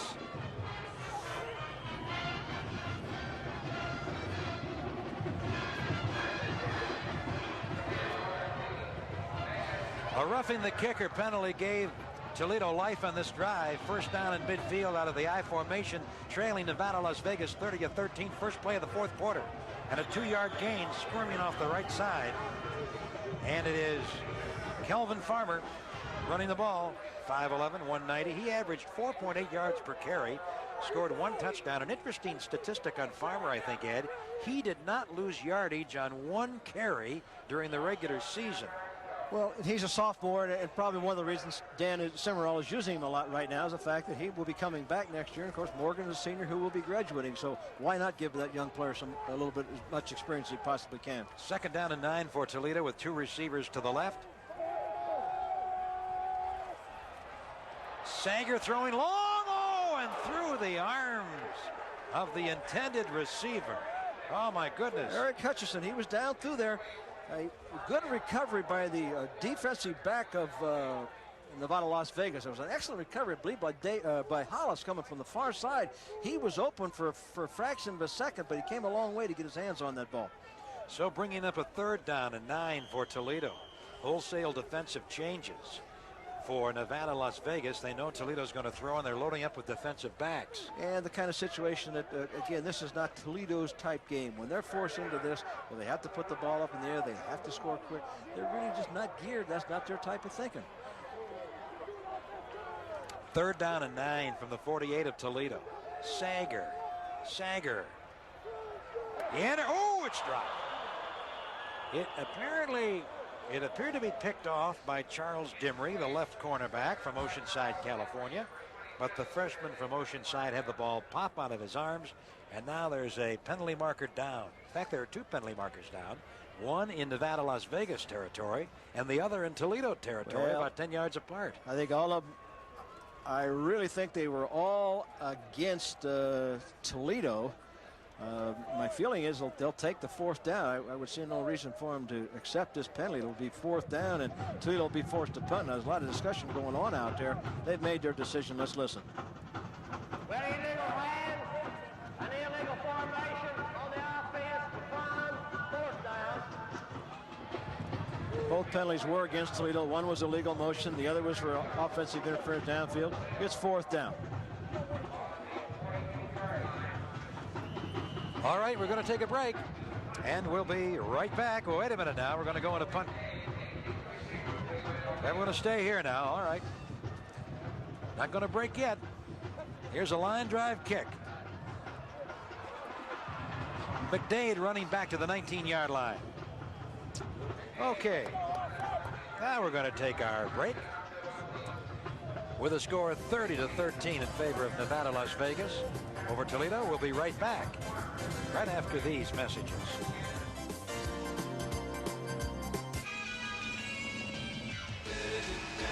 Every once in a while, something unexpected shows up. Hey, what's that, a Toyota? The 1985 Toyota Corolla GTS. A Toyota, dependable. A Corolla, affordable. A different kind of Corolla. A sleeper, a car for the street, powered by a new twin-cam, electronically fuel-injected. What's he got in there? 16-valve engine. What's he got in there? Known as the TC16. Yeah, what's he got in there?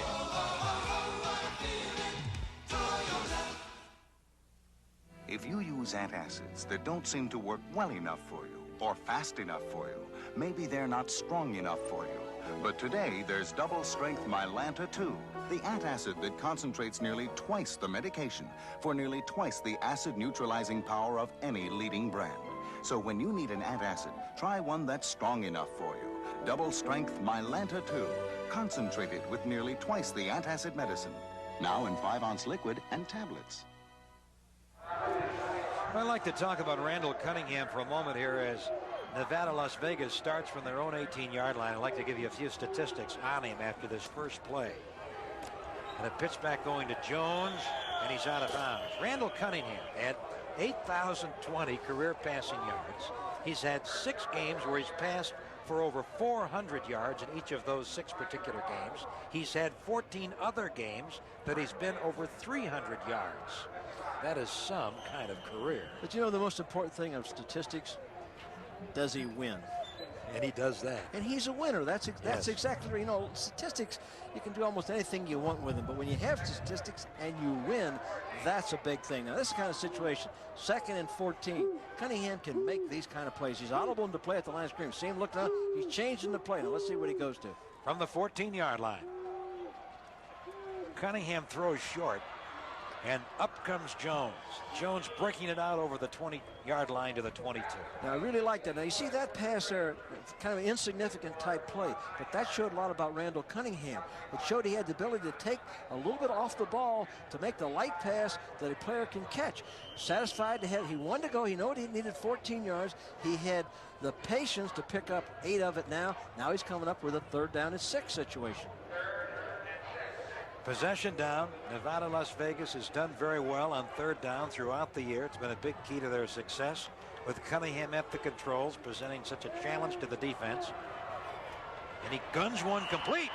And they pick it up again as tight end Raji LaFrance out of Inglewood, California, senior, on the reception. LaFrance has shown a few things. Now, he made a kind of a pro move. He went down inside, leaned against the defensive back. Defensive back fell down with the help of LaFrance. He was open and caught the possession play for the 1st down. Cunningham showing a lot of things. Look at the day he's having. 18 for 27, 272 yards. Probably wind up over 300 yards before the game is over. Just under 13 minutes left in the game from the Nevada, Las Vegas 35 on 1st down. And Jones lost a yard there. back to the 34. Nevada, Las Vegas leads Toledo 30-13, and on the Rockets sideline, there is no joy right now. Well, it's been a long afternoon, and they were forced out of their game. Once they fell behind, that 16-6 situation really almost forced out of the game.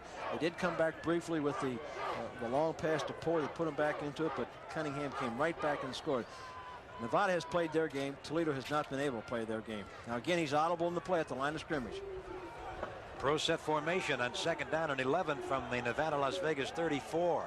And on the draw now, and it's Albert Woods, finally ridden down by the Toledo defender, Mark Brandon, who helped out by Tim English, 93. And again, this is another good thing about Randall Cunningham. He tried to sell this play a little bit. He tried to sell the play of, there's Brandon, of course, going back, playing the pass down. He has to react back up. He has to come back up to make the tackle on a running play. Good job of isolating Mark Brandon by himself. The key thing about that, though, back Cunningham, he sent it back in motion as he audible to a draw play to sell the defense that he was going to pass the ball. The young man's a real thinker.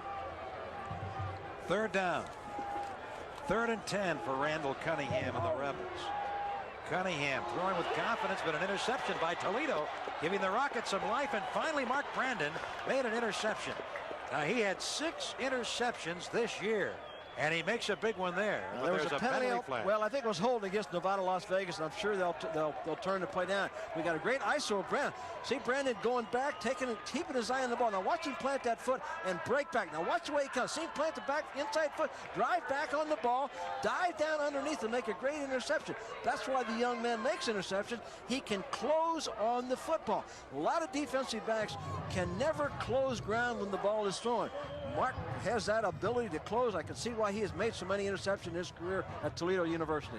And he's made big plays the last 2 plays of this game.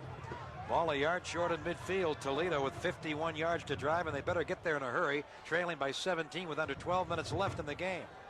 Sager throwing complete and tumbling ahead is Steve Morgan, who's back in the game in the 4th quarter after he was out for the latter stages of the 3rd quarter. Kelvin Farmer playing in relief, and I'm sure we'll see Morgan in there all the way now. Well, yeah, that probably gave him a little bit of release. Alternating tight ends. Of course, here comes Walsh back in. He and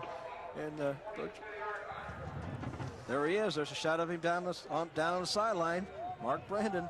He's had a lot of interception in his career. That's a mark of a good defensive back. A.J. Sager calling the signals, I formation. And Sager giving and bursting ahead is Morgan. Morgan getting the 1st down for Toledo. Martin Cooper on the tackle, but now the Rockets are battling that clock.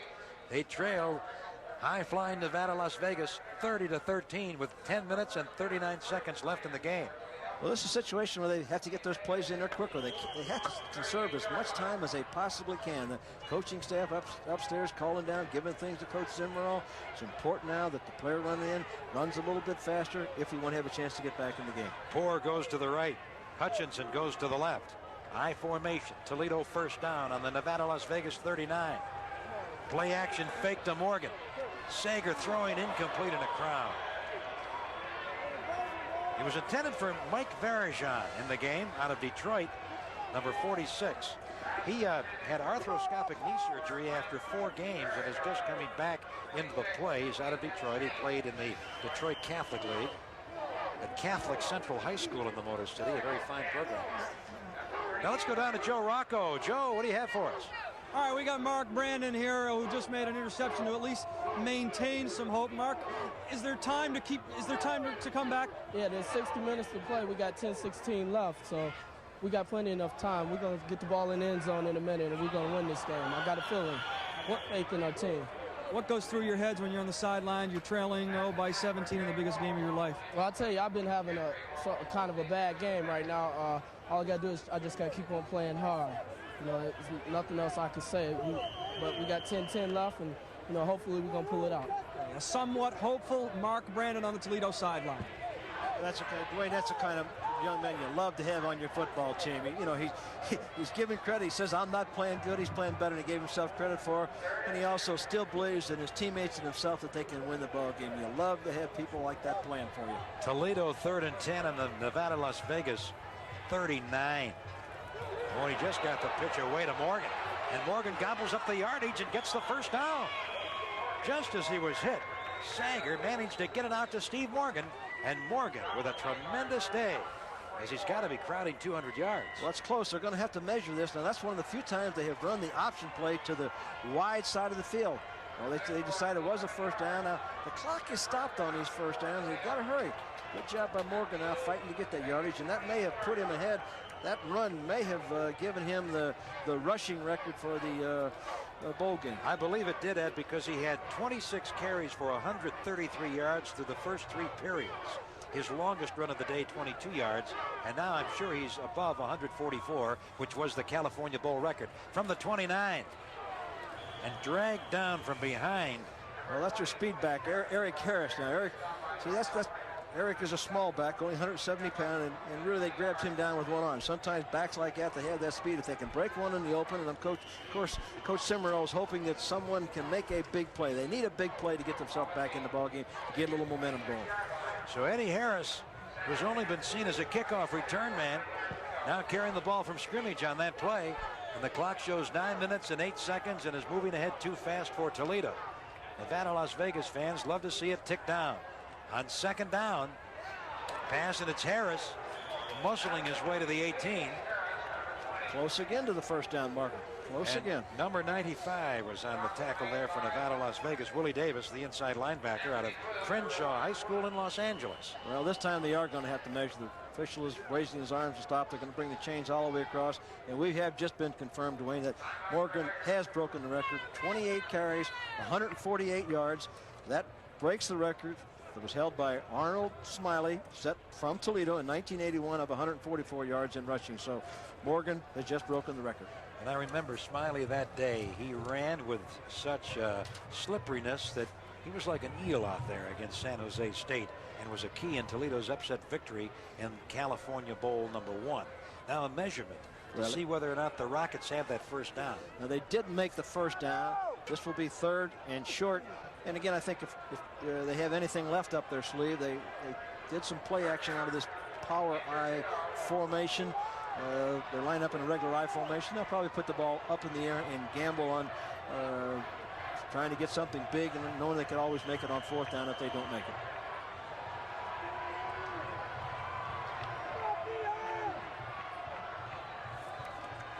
Well, they decided to run the quarterback sneak, get the sure first down, which he did. Quarterback sneak in this situation with very short yardage. Of course, Dan Cimarron is trying to yell his players, we got to hurry up. So he's trying to get those plays in and out a little bit quicker, because they are really fighting the clock now with 8:33 left. And of course, the referee, as soon as they set those chains after the first down, they wind the clock, and that's definitely against them. There's the stats: 28 rushes, 148 yards, a new Cal Bowl record. And Steve Morgan. He'll certainly be thinking about professional football after his Toledo days. First down from the I formation. And Harris did all he could to gain a yard as the Rebels were grabbing at him. And finally, we saw 96 come in to make the tackle. Adrian Harris, a freshman linebacker out of San Fernando, California. We have 7 minutes and 58 seconds left in the game.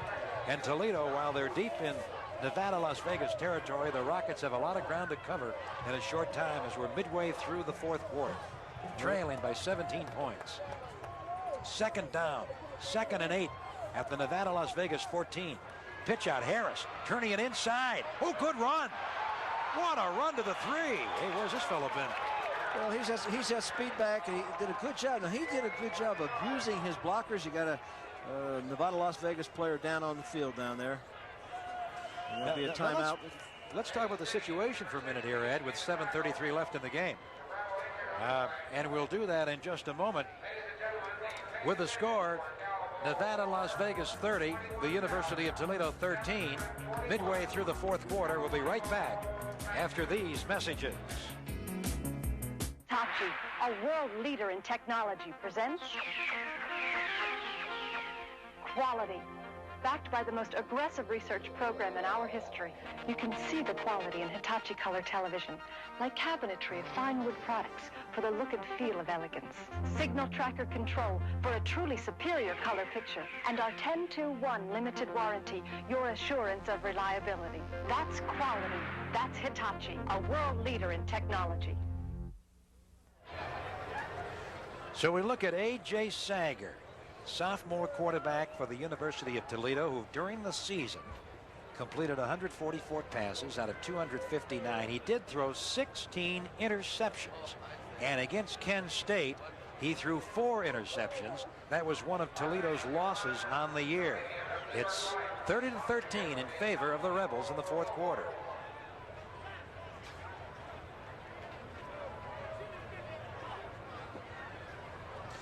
Dwayne Dow with Ed Biles, and Ed, I think just to set the scene here, even should Toledo score 2 touchdowns in the last half of this fourth quarter, and should they be successful on a pair of 2-point conversions, they would still be a point down. Well, they have to do it quick, no question about it. They need to get this one in there. You see Hollis, a fine defensive back, who's played a good ball game at going off the field. You can see the difference now. At the end of the quarter, at the end of the half, it was even 205 yards apiece. Now, Las Vegas 365 yards of total offense. Toledo only 274 yards. Big difference in the passing yardage. 249 yards by Las Vegas and Cunningham. 112 by the Rockets. Time of possession, not important when you don't put points on the board. A good point. First and goal for A.J. Sager and company. University of Toledo, a gritty team, the champion of the Mid-American Conference. And the little man goes down to the 1, Eddie Harris, a junior out of Dayton. There's a flag on the play, flag on that play, and I'm not quite sure what unless it was delay of the game, but they were just coming out of a timeout. Eddie Harris out of a good football town, a good prep sports town, Dayton, Ohio. A lot of good athletes have come out of Dayton, Ohio. That's a great matchup between West Coast players from the states of California, Washington, Arizona, Nevada, and their coach Dan Simrell, who just doesn't like what this penalty flag would indicate. Well, he's unhappy. I'm sure he doesn't quite understand what's going on. Officials are having a hard time sorting out amongst themselves. They've been talking about this, going from one side, going to the other. Now they're bringing it back to that hash mark. It's evidently it's a 5-yard penalty against Toledo. Maybe there was movement in line that we couldn't see. We had illegal procedure. Illegal procedure. First down. Referee Joe Thomas, we'd like to point out that this is a neutral officiating crew out of the Southwest Conference. Well, they do this for all the bowl games now. Officials are assigned out of Utah. They take the different conference officials and put them away. No conference team will have any officials from their conference in bowl games. Good idea. First and goal at the 9. Sager pitching back. And driving to the 3, which is where they were originally, was Morgan. Did a good job of reading that block. Now, he does a good job of setting the blockers up on this play. He started like he was going to the outside. The defensive man moved to the outside, blocked that into him. He cut back inside. A controlled type runner. That's why he's been so consistent in the things that he has done. I love the names on that interior line for Toledo. Vihar, Berlin, Kershaw, Crone, Murrin. Well, those are linemen's names, aren't they? All right. Second down and goal. Just inside the 5. Oh, Morgan didn't get very far there. He ran into a stone wall led by Keith London, a sophomore right tackle out of Monroe, Louisiana. Hey, this young London has stepped in there. Now, he had to replace, again, a player who was made ineligible, Perry, and he has done an excellent job. This young sophomore is going to be a fine player for him. London transferred from Glendale Community College and now is with Nevada, Las Vegas for Coach Harvey Hyde. And it's getting late for Toledo. We're under 6 minutes. Toledo taking a lot of time trying to push the ball into the end zone. And they don't need that as they're in the eye with wide receivers to either side, as you see. Third down and goal. Sager throwing, and it overthrows his man. Incomplete. That was intended for Glenn Birch, or make it Nighty J. Walsh, tight end. Well, he was open, and you'll see now, as we see the quarterback come out, let's see how he plants when he throws it. See, he had to escape that. Now, that puts a lot of pressure on the youngster. But let's see if he gets himself squared away. You see, again, he threw that ball off balance, off that back foot, has a tendency to sail, and of course it went over the outstretched hands of Walsh in the end zone. You have to get their feet planted, got to throw off that front foot unless you got a tremendously strong arm. You have to go for it on fourth down. The last gasp for Toledo on 4th and goal, down by 17 points, a Hail Mary, and a touchdown! No, they say he was out of bounds. They say he was on the sideline. The other tight end, Glenn Birch, in the lineup. They say that his foot came down. You only need 1 foot in bounds. And they say his foot came down on the sideline in the end zone. Well, the official's right on top of it. We got to look at it here now. You see him come down. This is the throwback. He delayed. See, he threw the ball up in the air. He had plenty of time to deliver it, pressure a little bit. You'll be able to see, he's up in the air now. We got to slow down. There he comes down. And of course, well, you really can't see his foot on that isolate. The official was on top of it, though. Here we got it from another angle. Let's see if we can see the feet on this angle. All right, we'll be right back after these messages.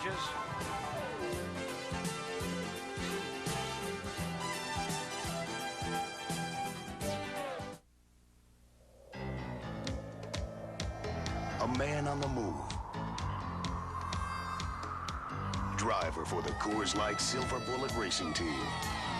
Al Unser Jr. When you're running with the big boys, you gotta run fast. Move ahead of the pack with Coors Light. The Silver Bullet. When you've got a long way to go, it's nice to go with a friend. The 1985 Toyota Standard Bed truck toughened up this year with more horsepower than ever, so you'll know it can carry its share of the load. The new Toyota Standard Bed truck at only $59.98. Friend, you're worth twice the price.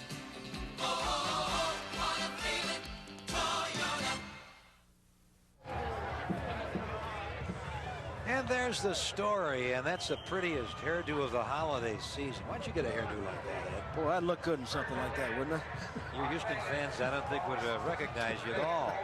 Go on the golf course with that in Houston, I don't know.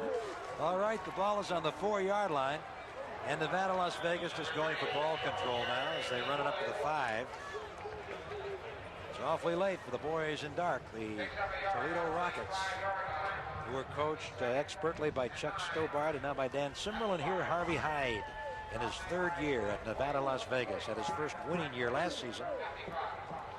Narrowly missed making the California Bowl last season. In the final 7 seconds of the season, he lost out on a chance to get here. Well, Toledo's had a great year now. This game won't reflect on the year that they've had. They've had an outstanding year. They've won their conference championship. Banging ahead is Albert Woods, who has become a factor in this game, freshman. Yeah, the thing about a game like this, though, from Toledo's standpoint, is you got to reflect back and look at the year. At the beginning of the year, this team was not picked by anyone to finish higher than 3rd place in the Mid-American Conference. And it's a team that had a great year. They probably overachieved. May not have been quite as great a football team as that people anticipated, but they overachieved, and they beat a couple teams out of the conference championship. It's a thrill for them to win that championship. This game should no way take away from the fine season these young men had. Looking at some of those offensive linemen for Nevada, Las Vegas, Tyrone Gray, Kyle Bryant, Sean Bias, Doug Eicher, Paul Gobby, they played well. Nevada, Las Vegas staying on the ground as they try to wedge it out, come up to the 13-yard line. And again, it was Albert Woods on the carry. Well, I'm sure Coach Hyde realizes that he's shown a lot of class. There's no need. The game is in their hands. They've got it under control. No need to rub it in. No need to try to prove anything. Keep the clock running as much as it possibly can, because it is beginning to rain a lot harder now than it was all through the course of the game. And now we have again, on 4th down, we have the punter up under center. And then, as you point out, Ed, he shifts back. Well, now we have Cunningham going back into the end zone, waiting for the snap, a low snap. And the wind is a factor, blowing the kick of Cunningham at the 30-yard line back to the Nevada, Las Vegas 29. And so the Rockets will start from the 29-yard line of Nevada, Las Vegas. We'll be right back after these messages from your local station.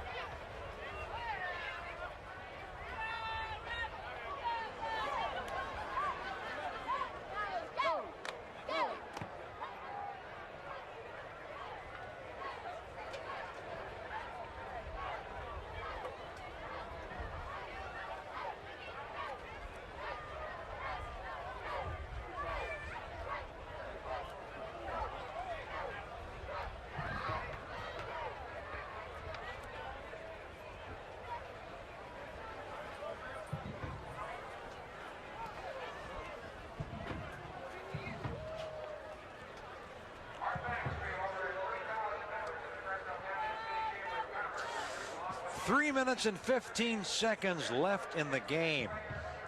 And these winds have been here in California all week. When I arrived from Chicago on Thursday, that wind was blowing at over 30 miles per hour and a few teardrops. That tells it all right there. That tells the the emotion, the thrill of victory and the agony of defeat and the feeling that the students have for their players. From the 29-yard line, Toledo with a chance to score one more touchdown in this game. 3 minutes and 15 seconds left in it. A.J. Sager throwing, and it's incomplete. Well, he was trying to throw a screen pass in the middle, and Nevada had a blitz on. The people that were coming really was on top of him.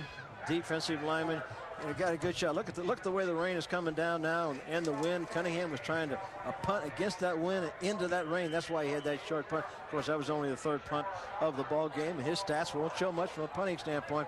He's a much better punter than what those stats will show up today. Well, I have to hand it to these California fans. They came dressed for it with their rain slickers and their umbrellas.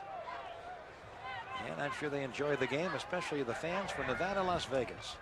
Hand off inside, and whoa, it may be a touchdown, and is but there is for a penalty Jerome flag. Stevens, and let's see. There is a penalty flag down, and they're going to bring it back. Motion penalty against Toledo.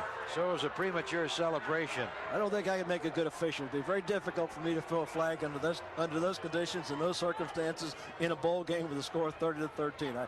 I might have had to overlook that little bit of motion on a play like that, and I wouldn't have been a good official. Well, as you know, as an old coach, though, 2 minutes and 59 seconds is a lot of time with only a 10-point deficit. I don't think so today. I don't think so today, Dwayne. All right. Well, that rain coming down hard. It rained early, then it went away for a while, and then it came back. It even hailed here for a while. Yeah, now it's let up a little bit, though. Not quite as bad as it was. That was a good draw play. That last play was well executed by Toledo. It's a shame that they had to have the motion penalty. Penalty putting the ball back on the Nevada, Las Vegas 34. A.J. Sager under center. Backs together. Sager throwing one up to the left. Oh! Right through the arms of the intended receiver. And that was Eric Hutchinson, or Hall, rather. Well, he's playing all his people and getting all his players in the game. They worked hard. They deserved this trip. They came out here. You know, it's a thrill for all of them. At least say they participated in the game. They visited the Children's Hospital. They have received watches, and you know, it's a disappointment right now, but if they get back home and reflect on the season, they'll all recognize the fact that yes, we did have a great year, and let's don't destroy it with just one loss at the end of the season. That was James Hall at tight end, the target on that pass. 3 receiver offense now for the Rockets. And now trying to get what he didn't get before because of the penalty is Jerome Stevens on a nice run of over 10 yards going inside the 25-yard line of Nevada, Las Vegas. Jerome Stevens, who gained over, who gained 325 yards rushing for Toledo this year. 2.5 minutes left in the game. The Rebels of Nevada, Las Vegas are going to even up the standing over 4 years of California Bowl competition between the Mid-American Conference and the Pacific Coast Athletic Association. 4th and 5 for Toledo on the Nevada, Las Vegas 24. A.J. Sager looking, throwing. And he hits his man for a first down to the 14-yard line. And it was Bill Poore who has the only touchdown of the game so far for Toledo on a 38-yard reception from Sager in the first half. Well, that Poore has good hands. He went down there, found the open spot in the seam, in the zone, turned, good reception. First down, of course. Now when they set the change, the clock will begin to run again. Now down to 2 minutes left in the ball game. They put it on the 15-yard line. High formation for the University of Toledo Rockets out of the Glass City on the banks of the Maumee. And a pitch back. And picking up more yardage is Steve Morgan, who just is a great favorite to be the MVP for Toledo in this game. We'll be announcing our selections after the game is over. Well, I've turned my vote in. I don't think there's any doubt for either team, but we'll talk about it later. Steve Morgan, who's broken the California Bowl rushing record, which was set by Toledo's Arnold Smiley in the 1981 California Bowl when Smiley ran for 144 yards. Now we have a timeout on the field. Nevada, Las Vegas leading Toledo 30-13, a minute 44 left. Hey, this is the first of many, many bowl games. There's so many games coming up. we hope you'll be watching a little later the Independence Bowl between Virginia Tech and the Air Force. The Air Force trying to repeat its Independence Bowl victory of last year. They'll be down in Shreveport, Louisiana. That'll be an interesting ball game. Look at two pretty good football teams, and I hope that the Smith, the youngster from Virginia Tech, is allowed to play in that ball game. He's a great defensive end. He'll be an interesting matchup to watching himself. Well, we'll be watching, and we hope all of our viewers will be. So stay with us for more great action into the evening hours. Second down. Sanger gunning one high. Interference call. Going to get interference call by the wide receiver, by the out official there, and Toledo will probably get the ball down on the one on the. Well, no, that rule doesn't go by him. Now the other official came in. Maybe they talked him out of it. Maybe they called it an uncatchable ball. He definitely threw a flag down there. The line of scrimmage. I didn't hear what the official said, but he definitely. I believe they've waved off the flag. I believe they indicate no flag. Well, evidently the other officials may have talked him out of it being an uncatchable. I don't know. Disregard flag. Disregard the flag. Okay. Third down from outside the 10-yard line. Third down and 6. And a nice waist-high tackle by, I believe, Willie Davis. Willie Davis, a sophomore linebacker from Los Angeles. Well, and he brought down Stevens for just a gain of 1. Nevada's defense has done an excellent job. They've, Toledo's only scored 1 touchdown. Moog and Cooper and London and Walsh and Pickens and Davis and Knox and Cooley, all of them in that defensive secondary.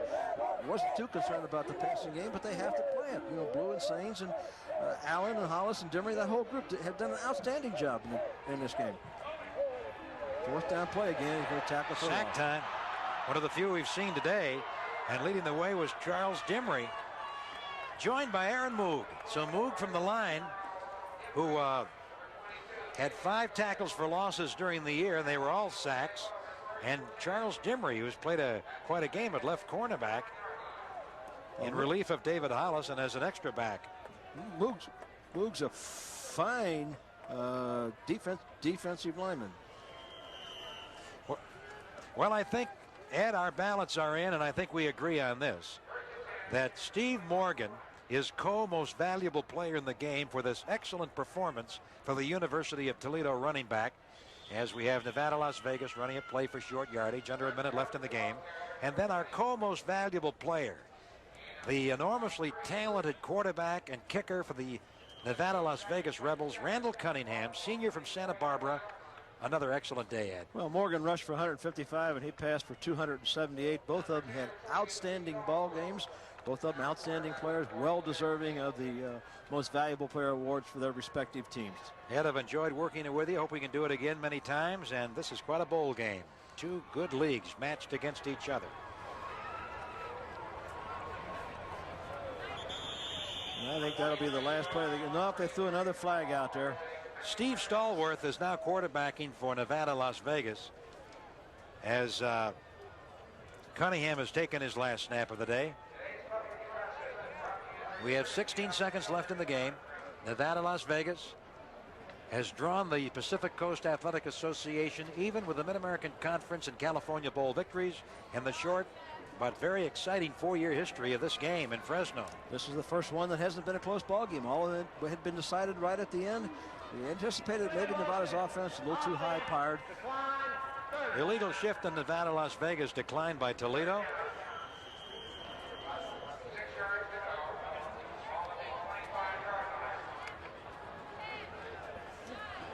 Sean Bias coming up over the ball for Nevada, Las Vegas. Steve Stallworth, who has been the holder for all kicks, is now the quarterback. And we're not going to get the play off. The game is over. The final score, Nevada, Las Vegas Rebels 30, University of Toledo Rockets 13. We'd like to thank all of our listeners for being with us. We'll be right back after these messages. So long. In the world of sight and sound, you lead the rest. Emerson, America loves you best. You kept the holidays right in tune. You gave us memories of the moon, winter weekends and summer afternoons that we could wish upon. America turns on Emerson, 'cause Emerson turns America on. Emerson, products that turn America on at fine stores everywhere.